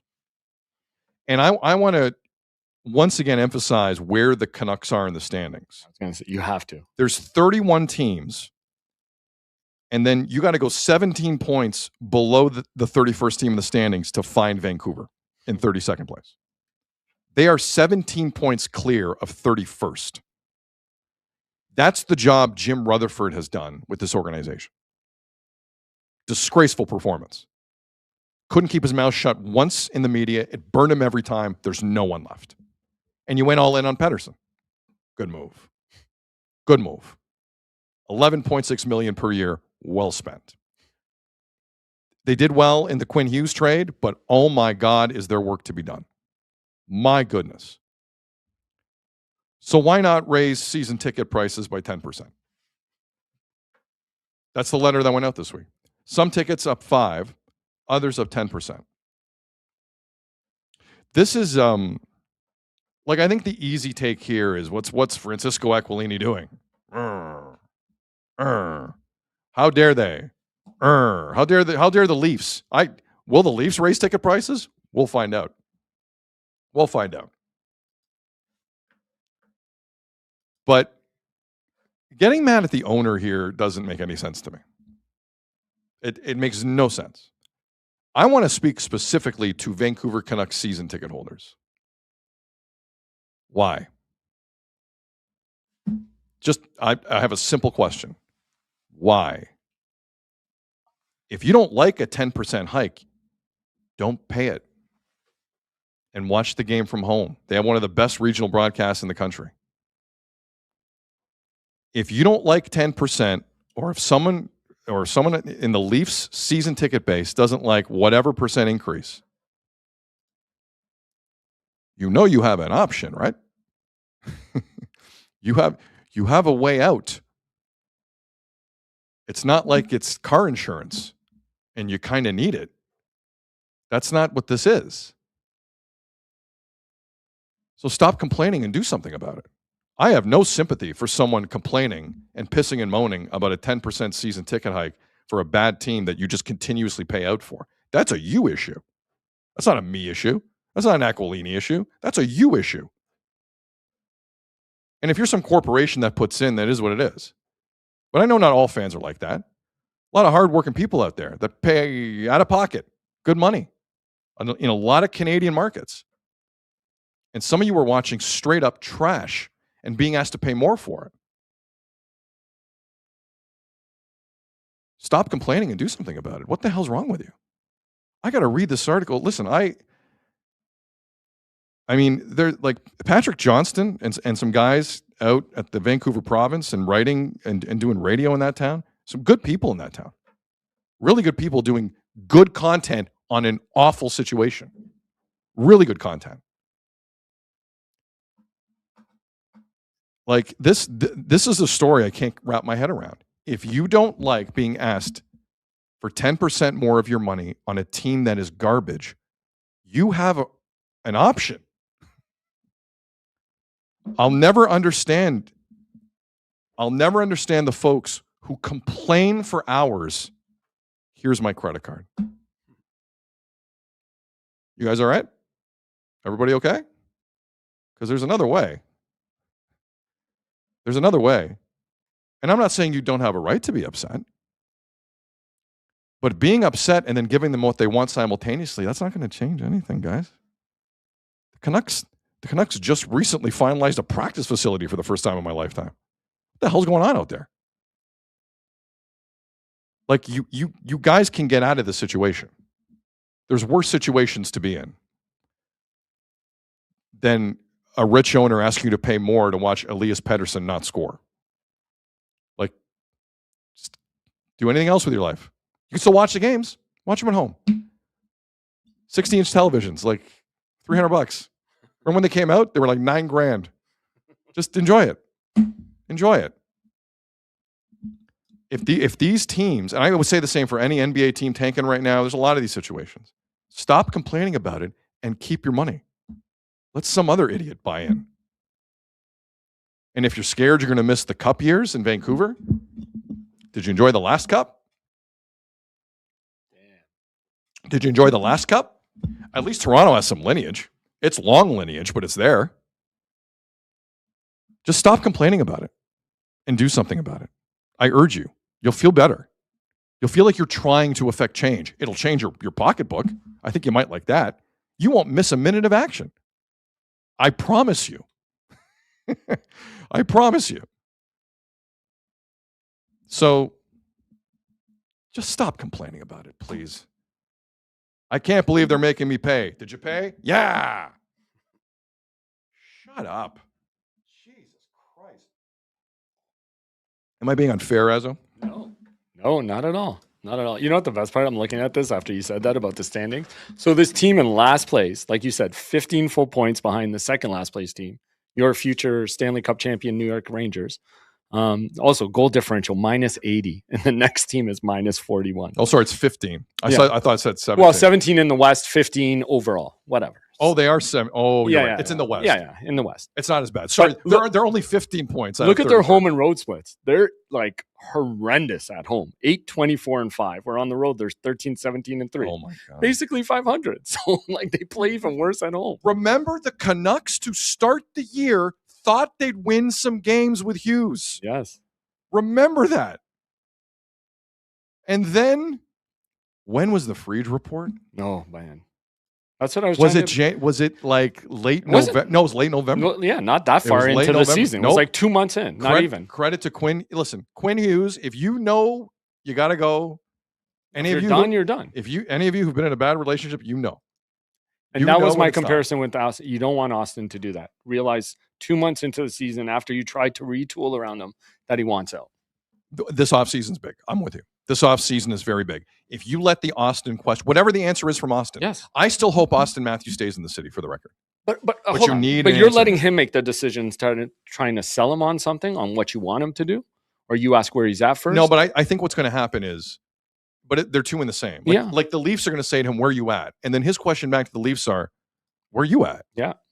That's what I mean. Somebody has to take the lead. No, but it doesn't. At that point, I don't know if it like who takes the lead, but it's like you just need to know if things get bad, is he going to stick around? That's all this is about. That's true. Because it could not be. It could not be bad next year. But if they say, well, we're going to try and retool around you, and that doesn't go well, and then all of a sudden he's like, yeah, you know what, I'm done. Like that's worst case scenario, right? Well, that's why you have the conversation. Yeah. Like you're like, but if he says, I want to see what moves you're going to make, and you try and retool, and that doesn't work though, right? Because the moves you're going to make in either direction, you have to be clear-eyed about it. Mm-hmm. You can't go half into both. Right. You're either retooling or it's stripping down to the studs. I'm in favor of strip it down to the studs. I don't think the front office has the appetite. Not after spending $11 billion on hockey rights. They need the Leafs to be in the playoffs. Period. You can sell hope on younger guys. The two of them they got? No. The two younger guys. If you start making moves, if you start getting guys to waive their no movements, and maybe you can bring some in. I don't know. Or you get that fifth round, top 5. Am I the only one who kind of hopes Matthews doesn't leave? Like, what's the feeling right now? I feel like I'm kind of on an island issue with this. Right? No, of course. Like, No, nobody wants to see Matthews go because you're chasing a guy. I still think there's an elite goal scorer in there somewhere. Of course, or am I being naive? Maybe I'm being naive. You're not. We just don't know how healthy he is. I can't believe that guy has disappeared and the Leafs are this screwed. Like, I can't believe that. But that's the problem. There's so many questions around it. How much does a new coach help him? How healthy is he really? Like, do we know the answers to any of that? We don't. Like, there's so much around him. And listen, if you're a Leaf fan that's saying trade him, you have to be ready for him to go be a superstar somewhere else. But I think people are. Yeah? Well, the quiet part of that is... Or if he wins a couple cups? I think some people have come to the conclusion... He's going to look better wherever he goes. He's not physically ever going to be the same player. I agree with that. I think. Why is that? The shoulder, the wrist? No one knows yet. Back. He's got everything. Could be the neck, the back. Who knows? Anyway. All right. So we basically just figured all that out. That's great. You're welcome, Leafs. Yeah. Let's quickly go around the horn. Sens win last night. Some big games. 15 games overall, I think. It was a big night. Carter Yakimchuk with 2 points, first NHL game. Linus Ullmark with a huge save on Patrick Kane at the end of that hockey game. Mm-hmm. So the Sens are right now in the second wild card. Congratulations to them. Got to keep it up. The Habs. People in Montreal aren't going to like this. Tony Marinaro's not going to like what I'm about to say. Uh-oh, really? Boy, do I get Leaf vibes watching the Habs play. No, don't say that. No, I do. Come on. Down 2-0 like that. On skill, they race back. That's a good Carolina team. I kind of laugh at them. I know he's talked about that. Some of their young guys make. It's very Leafs 4 years ago. Make 3 years. Make ago. Mistakes that cost you games, and you got to be careful about that in the playoffs. They are 100% skilled enough to make up for them, but like that can disappear. It's kind of happening. I still like the thought of Fowler and Dobush in the playoffs, and you start the hot hand. Yep. Let it go. Who wants it? Who wants it? I still say you got to cite the slightly older guy, and then let the younger guy come in and try and take it over. Spike in the chat. Habs in Minnesota are frauds. Whoa. I think the Wild are frauds. Part of me thinks the Wild are frauds. Mm-hmm. They give up a lot of shots per game, man. A lot of shots per game. Like they're not close to marching towards a cup the way some people think. Jay Caro in the chat. The East is so wide open. Tony Marinaro marching to the studio right now. We got some Montreal people in here. Leave our Habs alone. I was going to put that up. Like, I can't be the only one thinking that in Montreal. Like, there's no way. And Cool Guy says, nope, you're wrong because the Canadiens captain is clutch. Those guys will show up. Mr. Saturday Night, I think Tony called, right? Or that's what they call him? It's Cole Caulfield, 44 goals. By the way, I read the craziest thing on the Habs. Okay. Nick Suzuki is he's hovering around 100 points this year. The last time the Habs had a 100-point guy was Mats Naslund in the 80s. No. It's insane how few 100-point guys they've ever had. It's like Lafleur.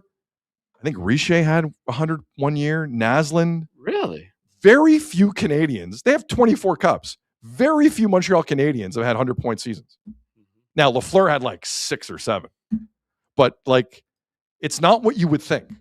They have built those dynasties primarily on the best goaltending and defense hockey's ever seen, for the most part. Yeah, for sure. Well, some of those guys are hitting crazy milestones that we've never seen in even NHL history. Yeah, for sure.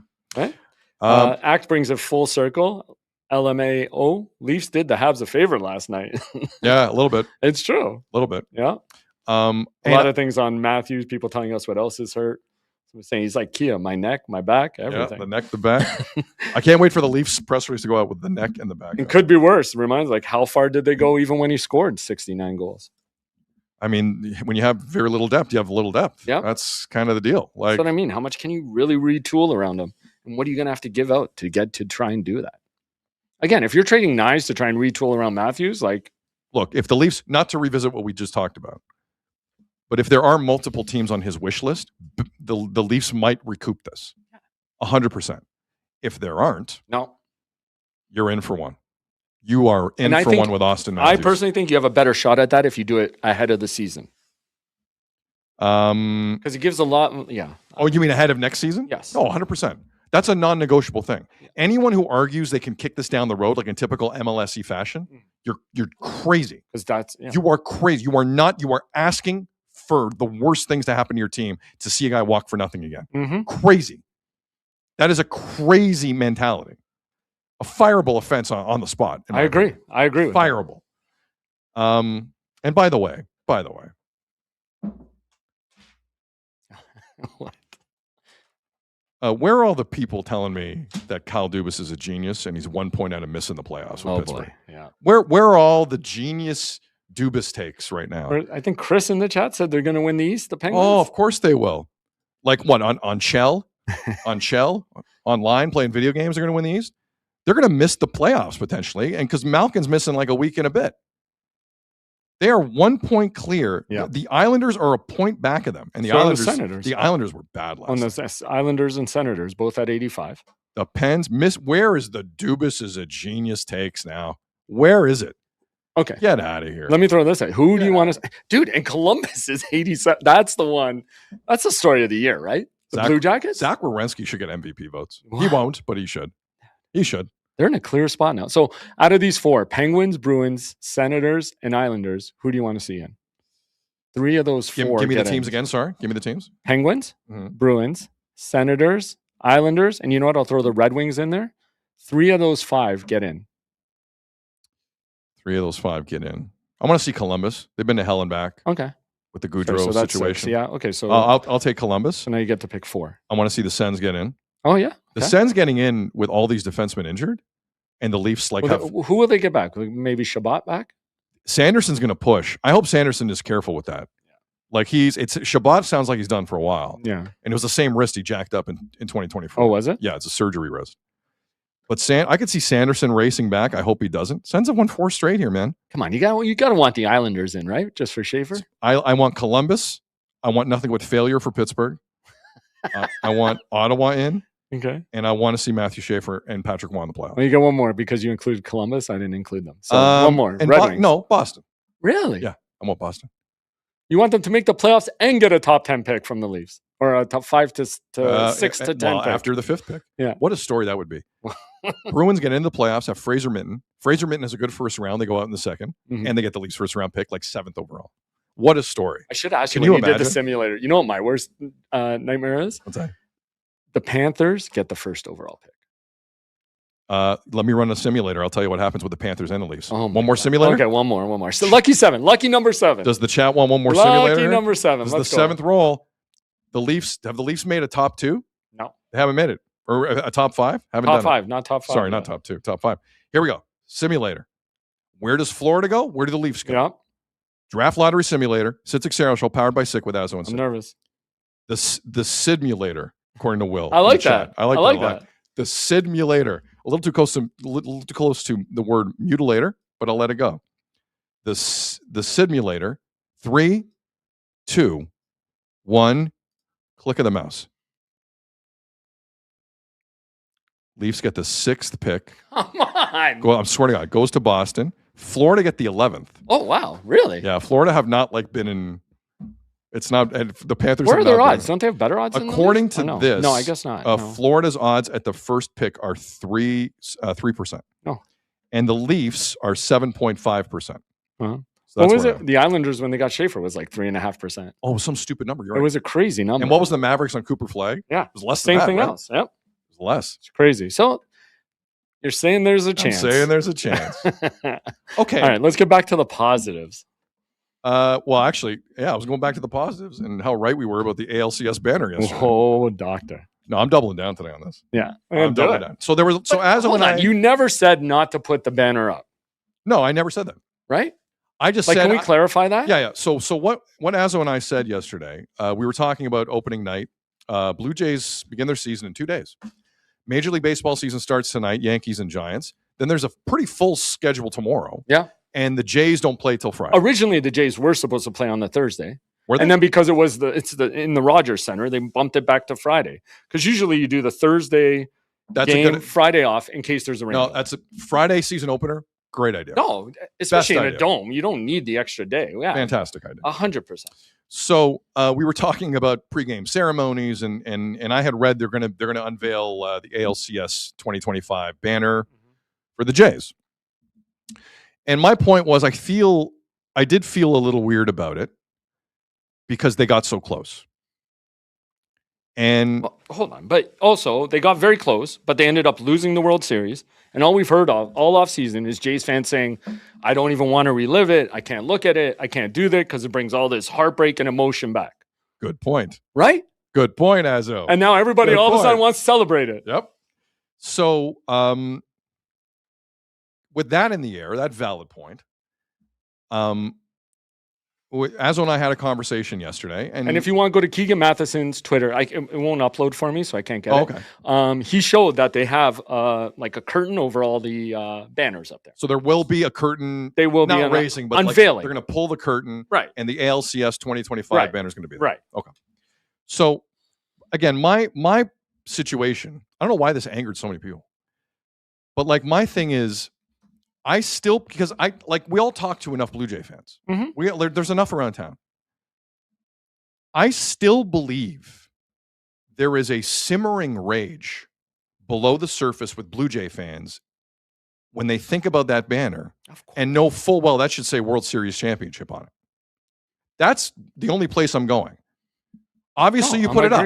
Every organization that wins a pennant puts it up. But I don't necessarily think to shine like a spotlight on it, like it was the goal, which was my point. I think considering how close you got, I think it's a little odd. And if you have real World Series championship aspirations this year, you go for it because you know this year is going to be the year. Which they do. Yep.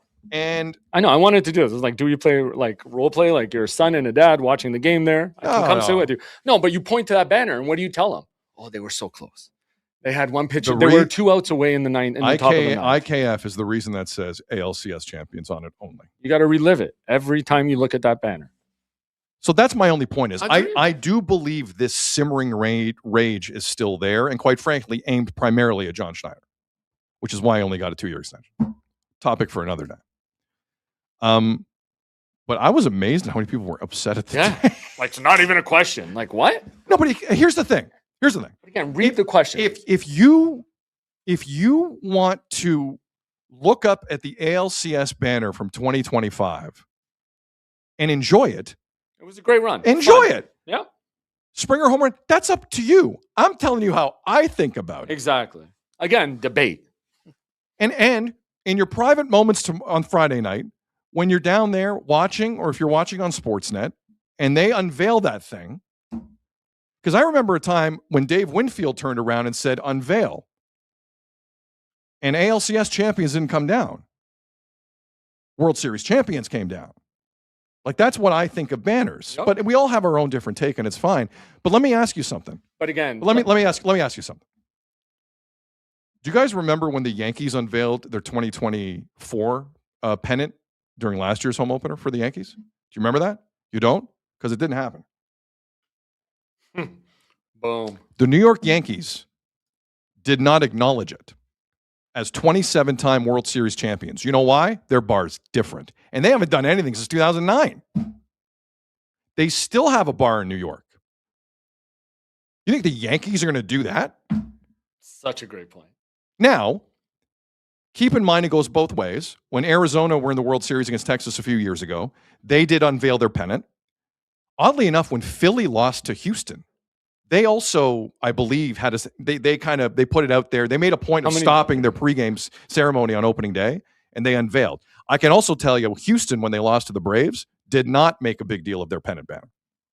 But every organization is different. The Jays want to do it? Go ahead. It's up to them. No, for sure. And but think about it this way. Just think about it this way. In what world would the Yankees do that? There's a reason they don't do that. Because that's not the bar. Like, it's not the bar.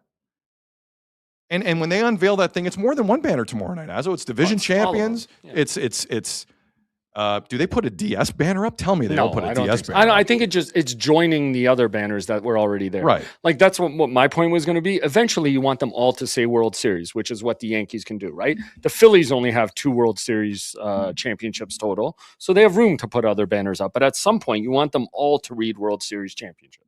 No, and again, you can enjoy that run last year. But that's where I'll disagree with you. I don't think they all have to say World Series. Like, you can put ALCS and NLCS up. No, you're right. I'm saying that's the goal in the end, is to eventually have them all say World Series. Well, that's the goal. Yes. If you have a room for like 6, 8 banners, you want them all to say World Series. Not too many teams can claim that like the Yankees can. Yeah. That's all I'm saying. I just find it interesting how the Yankees don't come close to doing something like that. People get their back up if you suggest maybe it's not the most big time thing in the world to draw attention to the fact you came in second. Again, what's the story of the 2025 World Series? Dodgers win, Blue Jays lose. Yes. And again, I don't think it goes anywhere past that. We can talk about the heartbreak in the top of the ninth, the bottom of the ninth, extra innings, the 18-inning game. Nothing matters. All that matters, Dodgers win, Blue Jays lost. And that's my biggest point, is that, like, that feeling deep inside Jays fans aimed at a couple people, and one of them's not here anymore in IKF. Yeah. That hasn't gone anywhere. I'm sorry. I want to ask you a question. Hasn't gone anywhere, and it's going to be interesting how people feel about it. Every time you look at it or talk about it, you're going to have to talk about those moments. And again, give them credit because this is why I said, of course, you got to acknowledge it because it's going to say ALCS or American League champions. It's not going to say World Series finalists. It's going to say American League champions, which there is a difference to that. Yeah, I mean, but you did still lose. One of the same, isn't it? Not really. No, I guess not. You can put champions. Because if you won the World Series, you'd have like another banner. Right. Yes. Right. No, I see your point. Right. So like, I get that. But it is a personal franchise decision. Yeah. No, and it's fine. We neither of us said don't put a banner up there for it. Oh, I never said that. But I am not moving. I'm not moving from this at all in terms of how weird that might feel for some people. Right. To celebrate not getting to being that close, but celebrating it still. Like the only thing in my life I've seen like that is Scott Norwood and the Bills losing that first Super Bowl. And they come back to Buffalo and they get a parade like they won. Giants beat them, but they got a parade like they won. I've never seen anything like it. Okay. I do feel a certain way about that. And if you don't, that's fine. It's up to you. Set a culture. It's, again, setting the culture to think differently. Right? But for a guy who gets a lot of tweets about how people don't care what I think, a lot of people cared what I thought on this. I'm going to be honest with you. And again, people, you ask a question. Like, that's what I said to you. Do we not put questions on our socials anymore? People seem to get more mad that we're asking what they think. Like, we have fun in here every day debating this stuff with the chat. Why are you getting so mad? It's a personal decision. Either you want to or you don't. Because there are some people who comment that, no, it shouldn't be celebrated. So let everybody have their say. That's fine, man. I just don't get why people are so angry. Feel how you feel about it. Yeah. And listen, that pregame, like we know some of the people involved in that pregame that work for the Jays. It's going to be a fantastic pregame. Let's talk about the promo stuff. How that's a win. Like these guys do things right. We saw the concourse. Today was the day a lot of people were checking out the dome for the first time this year. Looks like there's some really cool stuff down there this year. But I just want to be very clear on this because a lot of people have had a take. I am 100% doubling down on this. To celebrate getting that close to winning and not winning is a weird look to me, and it's not something I would do. The Yankees didn't do it last year. Now they didn't get to Game 7 against the Dodgers, but if the Yankees, was also a defining moment. If the Yankees at 27 World Series titles don't celebrate pennants, maybe think about that for a second. And again, it's not like the Yankees have won anything for a while, but there is a bar. The Jays have won a World Series before, couple. Last time I checked, there's a bar for that organization too. Despite having one of the yes. They don't have as much history as some of the other teams. So they won back years. I just want to be very clear. I'm not moving from that take. I am not moving. And if people are upset about how many people are listening to me as an independent pod with you and Sick Media, too bad. Yeah. And again, if you want to rehash that every time you want to talk about that banner, go ahead. You blew it in the top of the ninth. You lost it in the bottom. Go ahead. That's what I think brings the heartbreak. But again, it only comes down to who won, who lost. Yeah. He's going to win. No, but that's fine. You can read that. Spend 10 minutes tomorrow or Friday and focus on the pennant and enjoy it. If you want to enjoy it, go ahead. It was a hell of a run. It's a hell of a run. Yeah. No, it was a fun ride, of course, because nobody expected it either. But we are. Acknowledge it. But I don't say this often. We are in some people's kitchen right now. Oh my God. We'll see. Love it. It's crazy. Oh, appreciate it. Thank you very much. And on top of that, I believe what I'm saying. Yeah. I'm not just doing this for Cliff. I can tell you, he does. I genuinely believe this. You saw us in the Austin thing. Yes. He does. All right. So in terms of some of the giveaways for the season, the Jays staff are doing a pretty good job. Yeah, hell of a job. So they have been for a few years now. It's been good. The bobblehead that's got everyone talking here is the 3-year-old Vladimir Guerrero Jr. bobblehead, mimicking his hat tip during his dad's final game at the Big O in Montreal back in 2002.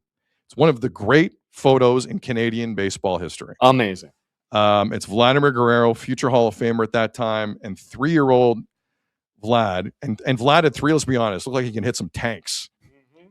Mm-hmm. This bobblehead is coming out. When is this? This is May the 25th at Rogers Center.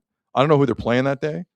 What's the date again? May the 25th. Have a feeling there will be a lineup around the block. It'd be great if it's the Nationals, but No, to hell with the Nationals capitalizing on Expo stuff. Yeah, no. We're not doing that. So it's such a great idea. I just want to give a tip of the cap to the Jays PR team again and promotions and events team. Sorry, what'd you say the deal was? I have May the 25th on the bottle. Oh, May 25th. Sorry. Am I wrong on that? No. Oh, okay. I haven't gotten there yet. Sorry. I thought you said early May. Listen, they've had some. I like the Jimenez bobblehead last year with him sliding and making a defensive play. There's been some good ones. I love this little Vladdy hat tip in an exposed jersey. Miami Marlins. My God. Miami Marlins. Oh, there's a reason to see the Marlins. Yeah, there you go. And Owen Casey, Canadian Owen Casey will be on the team. And Otto Lopez. Canadian Otto Lopez will be on the team as well for the Miami Marlins. It's amazing. Such a great ball. Will you wait in line, Azzo, for this? Will you wait in line? I'm so against. I got the shirt, man. Oh, hold on. Go full. Yeah. Jeff Azzopardi is wearing a shirt of 3-year-old Vladdy from 2002. One of my favorites. Tipping the cap. Moment. The future $500 million man. Look at him. It's amazing. Look at him. I had to get the shirt when I saw it. Of course. I love it. It's amazing. Look at that. Mm-hmm. So that's a great idea. So we just wanted to throw that out there. And there's a ton of photos of the concourse and what they've done. Looks incredible. For the Jays. A bunch of memorabilia. Both World Series titles are there. Considering how many fans come in from across the country throughout the year, that's a destination for any non-Toronto resident of Rogers Center. Mm-hmm. Like, you have to go do that. 100%. Yep, for sure. No, some great displays with some trophies and old newspapers and everything. It looks really cool. Dennis in the chat, surprised you don't have an issue with the little flat. See, that's what I'm talking about. I'm good with it. It's fantastic. That one I'm good with. Yeah. My mic is loose. Oh, we've had a day. Yeah? Because I can't. Oh, you were yelling so much into it. You were yelling at me. Look at this mic. Oh my God. Are you just going to hold it for the rest? The microphone. It's because you mess with it so much. I learned. People told me in the chat, stop playing with the mic. So I've stopped. I know. It's crazy. There we go. All right. There you go. You got it? Look at you, Handy. This is unprofessional. That's the Portuguese coming out right there. Handyman. Handyman. They should have let me fix the wall before game 6. They should let me fix the wall. It's true. I would have fixed the wall. True. Barger, no problem. Jays win the World Series. And then you get a World Series banner up there instead of just a pennant. Where do you want to go now? Actually, sorry. No, let's stick on the Jays for 1 minute. Go ahead. What time is it? 1:36? Yeah. I do want to ask you. So you talked about how one guy's still here that kind of is looked at upon as kind of costing. I still think Schneider has a lot of people who look at him at times. And I was talking about the pitcher who was in. Oh, you said you mean Jeff Hoffman? Oh, Jeff Hoffman. Okay. How much have we heard about Hoffman this offseason or this spring training? Have you heard a lot about him? No. Is that good or is that bad? I was thinking about this. I only heard about Hoffman when he joined Team USA for where he didn't 2 pitch. games in the World Baseball Classic. Where he didn't pitch. Yeah, for sure. He joined them for 2 games and didn't pitch. Now I'm kind of wishing he had. From my first thought was I'm kind of glad he didn't pitch. Now I wish he would have pitched because I need to see him in a pressure situation. But then it started running through my mind like, what have we heard about Hoffman this spring training? Keep on saying off season, but this spring training and how he's doing and how he's looking. I don't remember hearing much. Peter in the chat. Hoffman Dinger bobblehead also coming up this year. Oh my God. That's uncalled for. See, that's just me. Let's look it up. Jeff Hoffman, spring training stats. But no, to me, is that a good thing or not that we haven't heard that much about him? I think it's probably a good thing. Yeah, I've heard about Brendan Little, and for all you Jays fans who were pissed at Brendan Little and said you never wanted to see him again, give this guy a chance this year. But like Hoffman, it really surprised me that there hasn't been too much talk about his spring training because I couldn't remember hearing much about him. So his numbers in the spring this year, he only threw 3 innings. That's like, isn't that weird? He threw 3 innings, no earned runs. Compared to like, what did other guys throw? What did Brandon Little or Farland or Barrios had a 4-inning start? In 1 game, right? Hoffman threw 3 innings this spring, 31 pitches total, no earned runs allowed, 3 strikeouts, fairly uneventful. I think that's a good thing. Okay. No, I was curious about that. Very good thing. How people view it. Yeah. And listen, here's the one thing I'll say about Hoffman. I can't remember who I was listening to who brought this up. Like, they had to use him a lot at the early part of last season. That they did. Right? Like, even 2-inning outings and stuff like that. Like, this year they can space him out and they kind of can do things with him because they learned when they overused him, then sat him for a while. Sometimes he wouldn't come back as good. No, it's true. So they can kind of space out. And I'm excited to see what he can do. And I have more faith in him this year.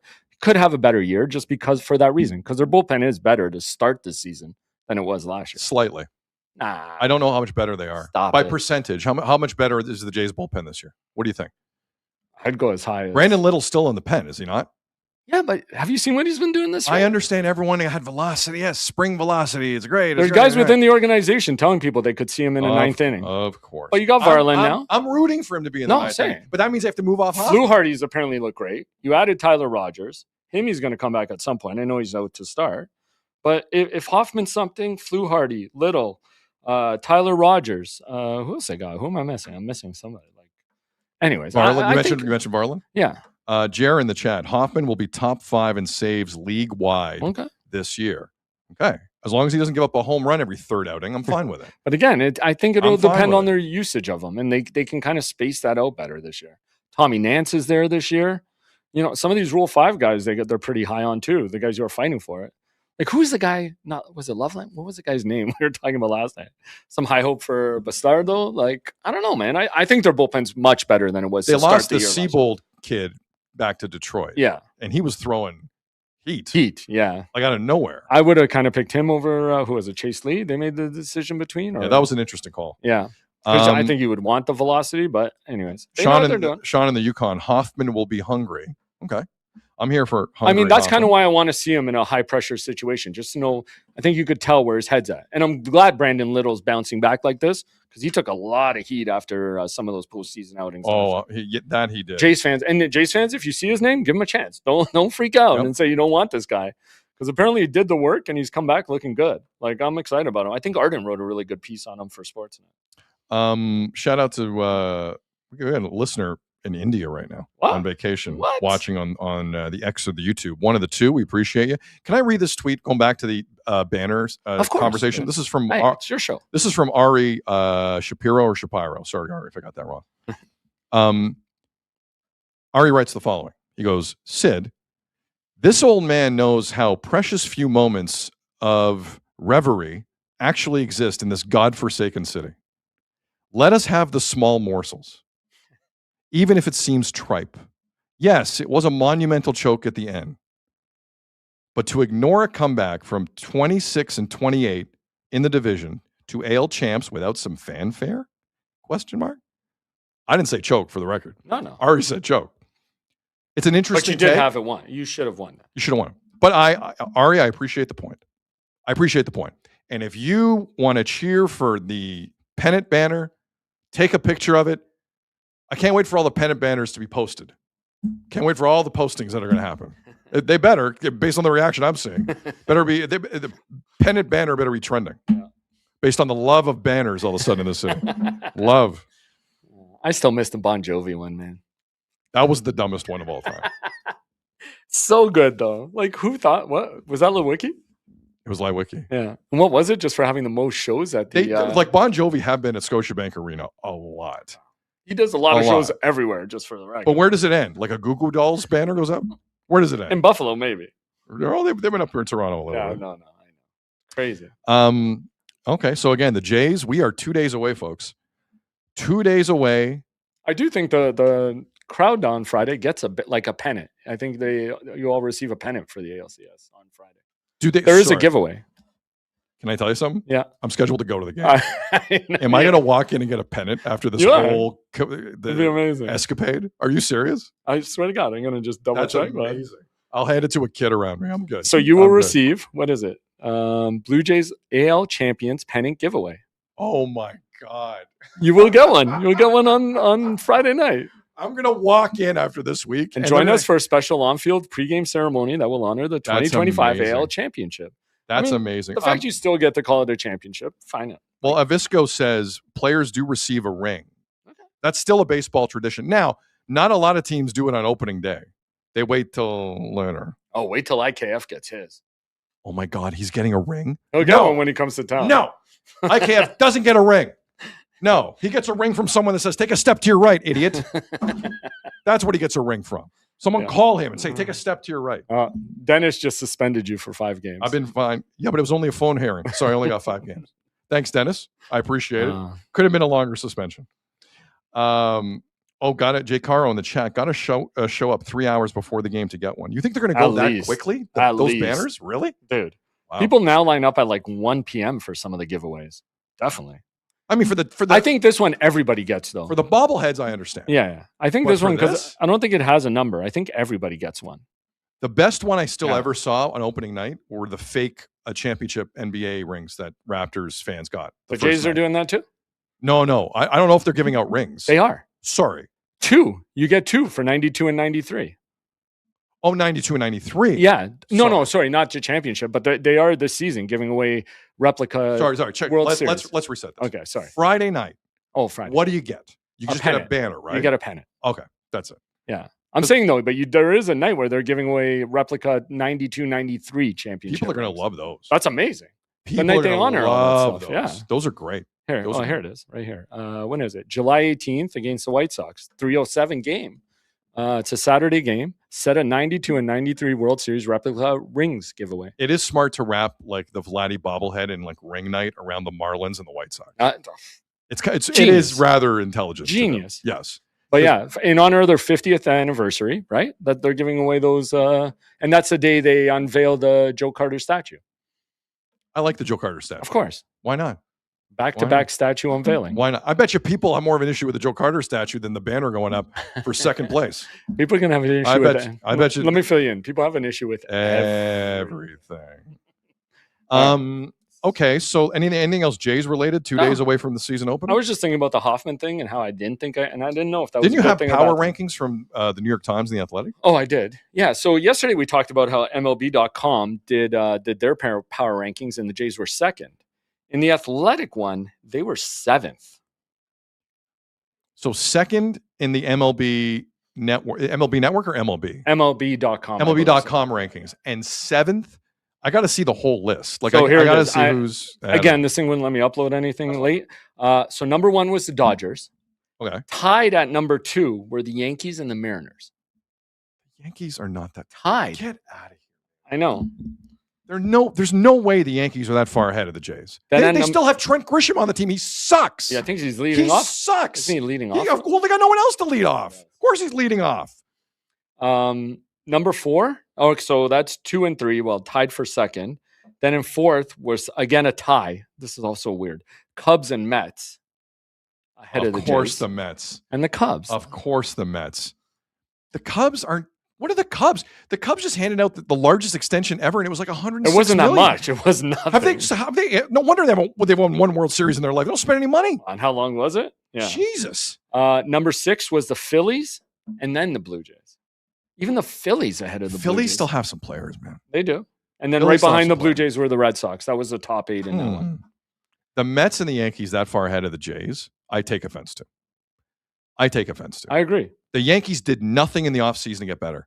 But they didn't lose anybody either. Great. So they're going to stay mid where they were. And they're going to stay right where they were. I meant to look. Somebody said their additions really happened at the deadline. But who do they get at the deadline? Bednar. They got the oh, yeah. Bednar's a big pickup. I mean, we think. Yeah. Sure. We think. And then ESPN did a survey asking, I think, 30 of their baseball people who was going to win each division. And the majority got the Yankees. 16, I think. No kidding. 16 picked the Yankees. Wow. 8 picked the Jays. And I think 6 picked the Red Sox. Let me guess. John Heyman. I don't know. John Heyman out of the blue. And he stressed on it. Yeah.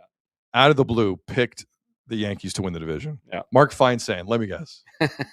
Joel Sherman, let me guess. And just so much stress. So the Jays are they are kind of getting, I don't want to say disrespected, but a lot of people are viewing them not as the leaders to win that division. Yusuf in the chat, the disrespect. I agree. A lot of people feel disrespect on that.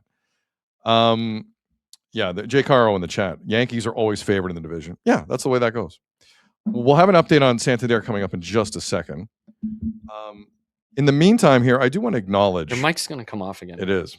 It's actually rather stiff. It feels strong. Okay. I'll stop saying that's a good thing. Yeah, it is. It is. It's Kawhi Leonard Raptors night tonight. Woo! In Los Angeles. How do you feel about this? Oh, I actually feel amazing.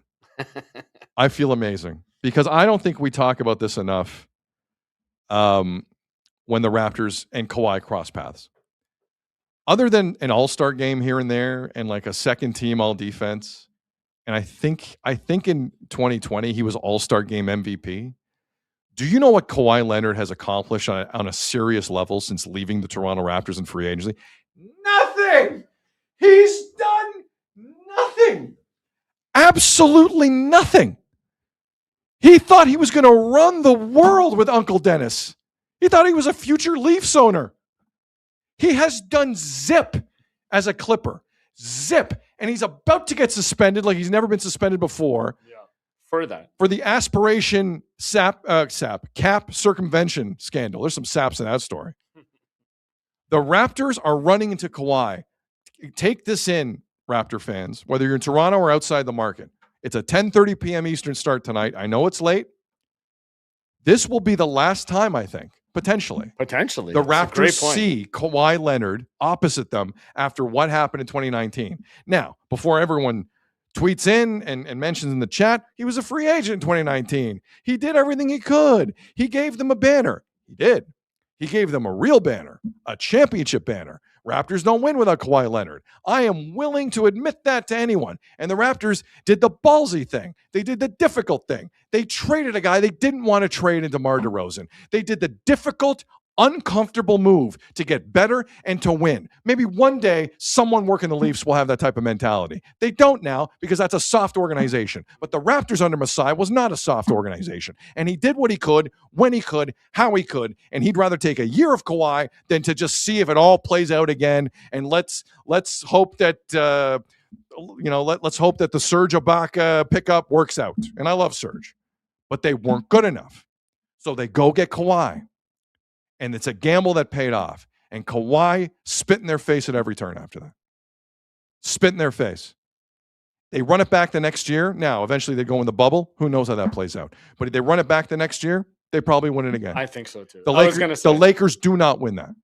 The Lakers do not win that. The Raptors were good enough to win again. But that's a Kawhi decision. He made that decision. Yeah. Since leaving the Raptors, he has not done anything. Not an MVP in the regular season, not a finals MVP, not a championship. He hasn't appeared in the finals again. Yeah. He hasn't appeared in the finals and has done everything he could behind the scenes to upend anyone around him in the blame game. He is an awful human being who's extremely talented and knows he's extremely talented. So the Raptors tonight, for one last time before the NBA suspends Kawhi Leonard and hammers the Clippers in a way we've never seen before in terms of picks and salary cap penalties. Enjoy this final game. Enjoy this final game with Kawhi Leonard tonight, because that guy was a failure after leaving that franchise. Failure. He wasn't as good as he thought he was. The Raptors surrounded him with players too. That's what happened there too. And he thought he could do everything on his own and call the shots with Bomber, just going, yes, sir, no, sir. Got him nowhere. And now the Clippers are going to get crippled. Deservedly so, because they're dumb. I hope Kawhi Leonard enjoyed his time with the Clippers. I hope he did. Because I have more faith the Raptors will win a championship before that fraud Kawhi Leonard will ever win another one. And I know I'm Dan Gilberting the LeBron note here. I realize what I'm doing. That guy, I knew he screwed up then. His decision, but that doesn't mean we can't spike footballs all over his ass here in 2026. He has done nothing for that franchise. He's done nothing for the league. He is not the face of anything. And he's been a failure out there. An absolute failure. Enjoy it. Enjoy it. Yeah, it does just hurt. They never got a chance to run it back, considering you failed so much. But I feel, why can't you just sign a 1 year and run it back for 1 year? But I feel better because he was that dumb about it. And I'd rather be the Raptors right now than the Clippers. I'd rather be the Raptors. I'm with you. Right I think they would have made another run. They could have won it all. He did nothing. Yeah. He did absolutely nothing. He didn't have a Marcus Gasol out there. He didn't have a Kyle Lowry. Paul he didn't have a George. Siakam.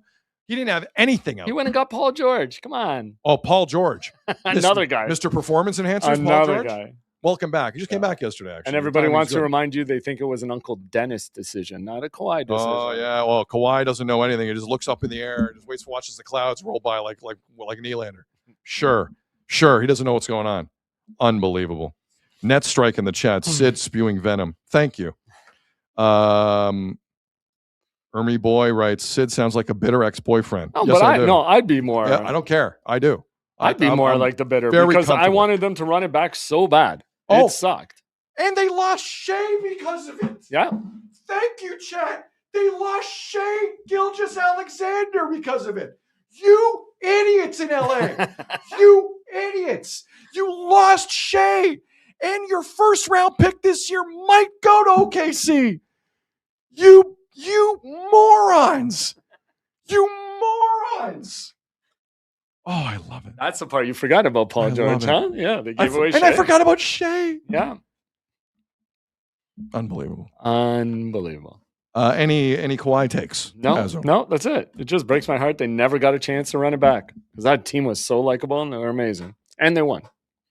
The LA Clippers are about to get so hammered by Adam Silver, who's overcompensating. Yep. I'm dying because Adam Silver is getting destroyed on multiple fronts. He's gonna make an example out of you. Most people think. Could be wrong. Spencer Miles has made the opening day roster for the Toronto Blue Jays. Rule 5 pick according to Shai Davidi of Sportsnet. There you go. Do we have time for the Wemby clip? Yeah, of course. Oh my God, this is so good. So, as we all bask in the glory of Kawhi Leonard becoming completely irrelevant fairly quickly out in Los Angeles, like the Lakers are as dysfunctional as anyone, and they're better than the Clippers. Yeah. I was just looking at the standings. Like, we were talking about. It's ridiculous. Yeah, the Lakers are in third in the West, huh? Yeah. Imagine if they played any defense. Yeah. So on a Luka team? No. Well, no. Not a Luka team. So the Clippers are watching all these other teams just kind of have their way with the league, specifically Oklahoma City, who once again have the best record. They're the defending champions. But San Antonio are 3 games back of Oklahoma City. Mm-hmm. Detroit has had a good year. Cade Cunningham injury has crippled him. I feel terrible for Cade. So bad. He's one of my favorite players in the league. But Jaylen Brown's having an MVP year in Boston. He's been fantastic. Luka's numbers are definitely MVP worthy, at least in the conversation. Jokic is averaging a triple-double right now. Yeah. But people are like, oh, he can't win the MVP. What? Yeah, they'll give it to him again. He's averaging a triple-double. Westbrook does that. He gets MVP. Oh, for sure. I just don't like the way he's been playing lately. Like I said, the Raptors game kind of soured me on him. He's complaining in the offensive zone, but they let him do what he wants. On Nikola Jokic? Yes. All right. Fair enough. I don't know. Watch him. No, he's doing a little bit. No one is Luka Doncic territory in terms of complaining. Yeah. No one. But no, I just mean the refs giving him way more leeway. He gets called for foul. Like people say Shea's a free throw merchant. That guy is too a little bit. Because he can't get hacked, and on the defensive end, he throws his weight around. And he plays tough, but I don't know why they don't give it to him on the offensive end. So in terms of the names that I just threw out there, like all of them are kind of in the MVP discussion. Some more than others. Like really, it feels like a Jaylen Brown, Shai Gilgeous, Victor Wembanyama kind of discussion right now. Unless I'm wrong, but it feels that way. So recently, Victor Wembanyama, the 7-footer of San Antonio, freak of nature, but was asked about the MVP race after a game. And that's a question where most athletes go, guys, I'm not even thinking about it. You know what? Victor's thinking about it. And he gave you 3 reasons why he's the MVP. And listen, as he does this, keep in mind, the disrespect he shows towards Oklahoma City is wild, and I am here for it. Again, this is Victor Wembanyama explaining to you why defense and his numbers are good enough to be an MVP in this league. It would be that defense is 50% of the game, and that it is undervalued so far in the MVP race. Because I believe I'm the most impactful player defensively in the league. Second argument would be that we almost swept OKC in the season, and we dominated them 3 times with their real team and 4 times with more rotation players. And my third argument would be that offense impact is not just points. Whoa. Woo. Whoa. Shots fired. Now, keep in mind, the guy that was just talking there in Victor Wembanyama, he has 10 games this year with 25 points and 5 blocks. The rest of the league combined has 10 games doing that. Crazy. He has 10 himself. There's been 20 in the league. He has 10 of the 20 himself. 25.5 block games. So I love a player wanting it that badly. Mm-hmm. What I love even more is the thought of them announcing who wins the MVP during a Western Conference final between San Antonio and OKC. Yes, let's get this. Because that line in the middle that he threw out there We've won 4 or 5 against OKC this year, and one of them was against their roster players. Their roster players heard that quote. Alex Caruso and Jalen Williams, the other Jalen Williams on the team, and AJ Mitchell and Kaysen Wallace, and people who aren't necessarily household names. They're tough players. I guarantee you they heard that. Oh, that's billboard material. That's amazing billboard material. Yep. What he has done, this NBA is one of the most unwatchable things I've ever seen. Agreed. But there are some guys who are trying to carry the flag here. And I applaud Victor Wembanyama and Jaylen Brown and Shai Gilgeous and people who are not afraid to talk. They now, I don't know if this is their headspace, Azo.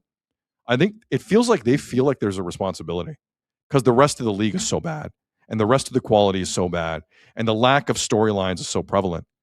Like, I just feel like they think they need to do this. 100%. And I think they're right.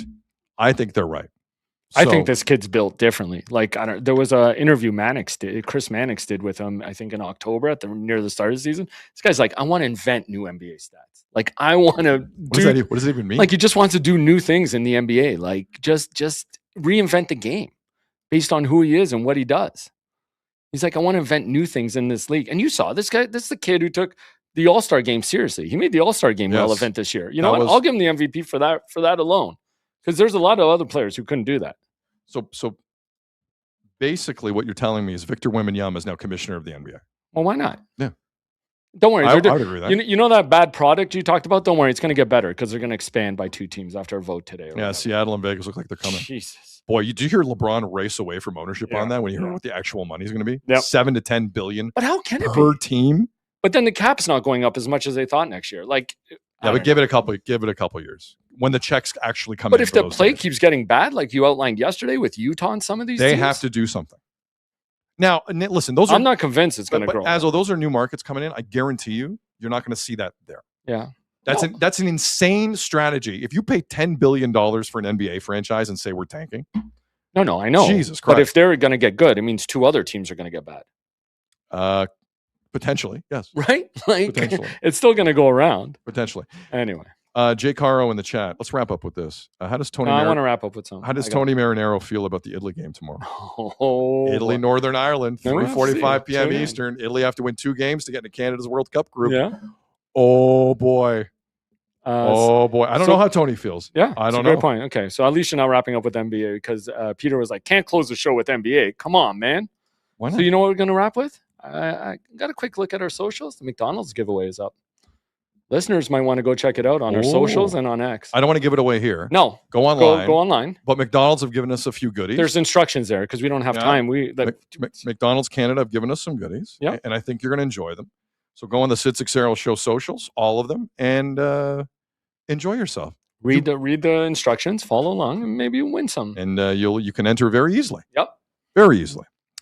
All right. Any final thoughts, Jeff, as a party? Just want to throw that out there. We're past 2. Let's go, man. I was sweating today at some point. Well, because you were yelling. I was yelling. We got into our first. Is that our first fight? It is. And again, the Leafs caused the fight. Again. The Leafs are coming between us. Damn again. you, Leafs. Again. Thanks, Brendan. Watch listen, I'm going to call this again. The new unified Toronto Maple Leafs beat the Rangers tonight at home. Yeah. Guys, you're welcome. I nailed that last night. That was a Leafs regulation win all day last night. The Bruins were playing funny business the whole time. Here's how you lose. Take 10 shots on net. That's true. Right? That's true. Anyway, even last night, the Bruins only had like 20 shots, I think, total. Not a ton, but Stolarz had to be good. Yeah. No, Stolarz had to be good. They were high quality. I'm saying, why isn't nobody getting shots off anymore? Anyway, a story for another day. Ermy boy, we end with this. Forza Northern Ireland. That's fantastic. Forza Northern Ireland. Hey, I'm a neutral observer. Go Canada. On behalf of Jeff Azzopardi and everyone what about here, the Santander update? Oh, sorry. We wanted to update the Santander story, but we ran out of time. Apology. On behalf of Jeff Azzopardi and everyone here at Sick Media, I'm Sid. You've been watching and listening to the Sid Seixeiro Show, powered by Sick Media. Enjoy the rest of your day. Let's see what tomorrow brings. Take care. We'll talk soon. And that's a wrap. Hope you don't miss us too much until next time. Follow the Sid Seixeiro Show on YouTube, X, Instagram, Facebook, and wherever you get your podcasts.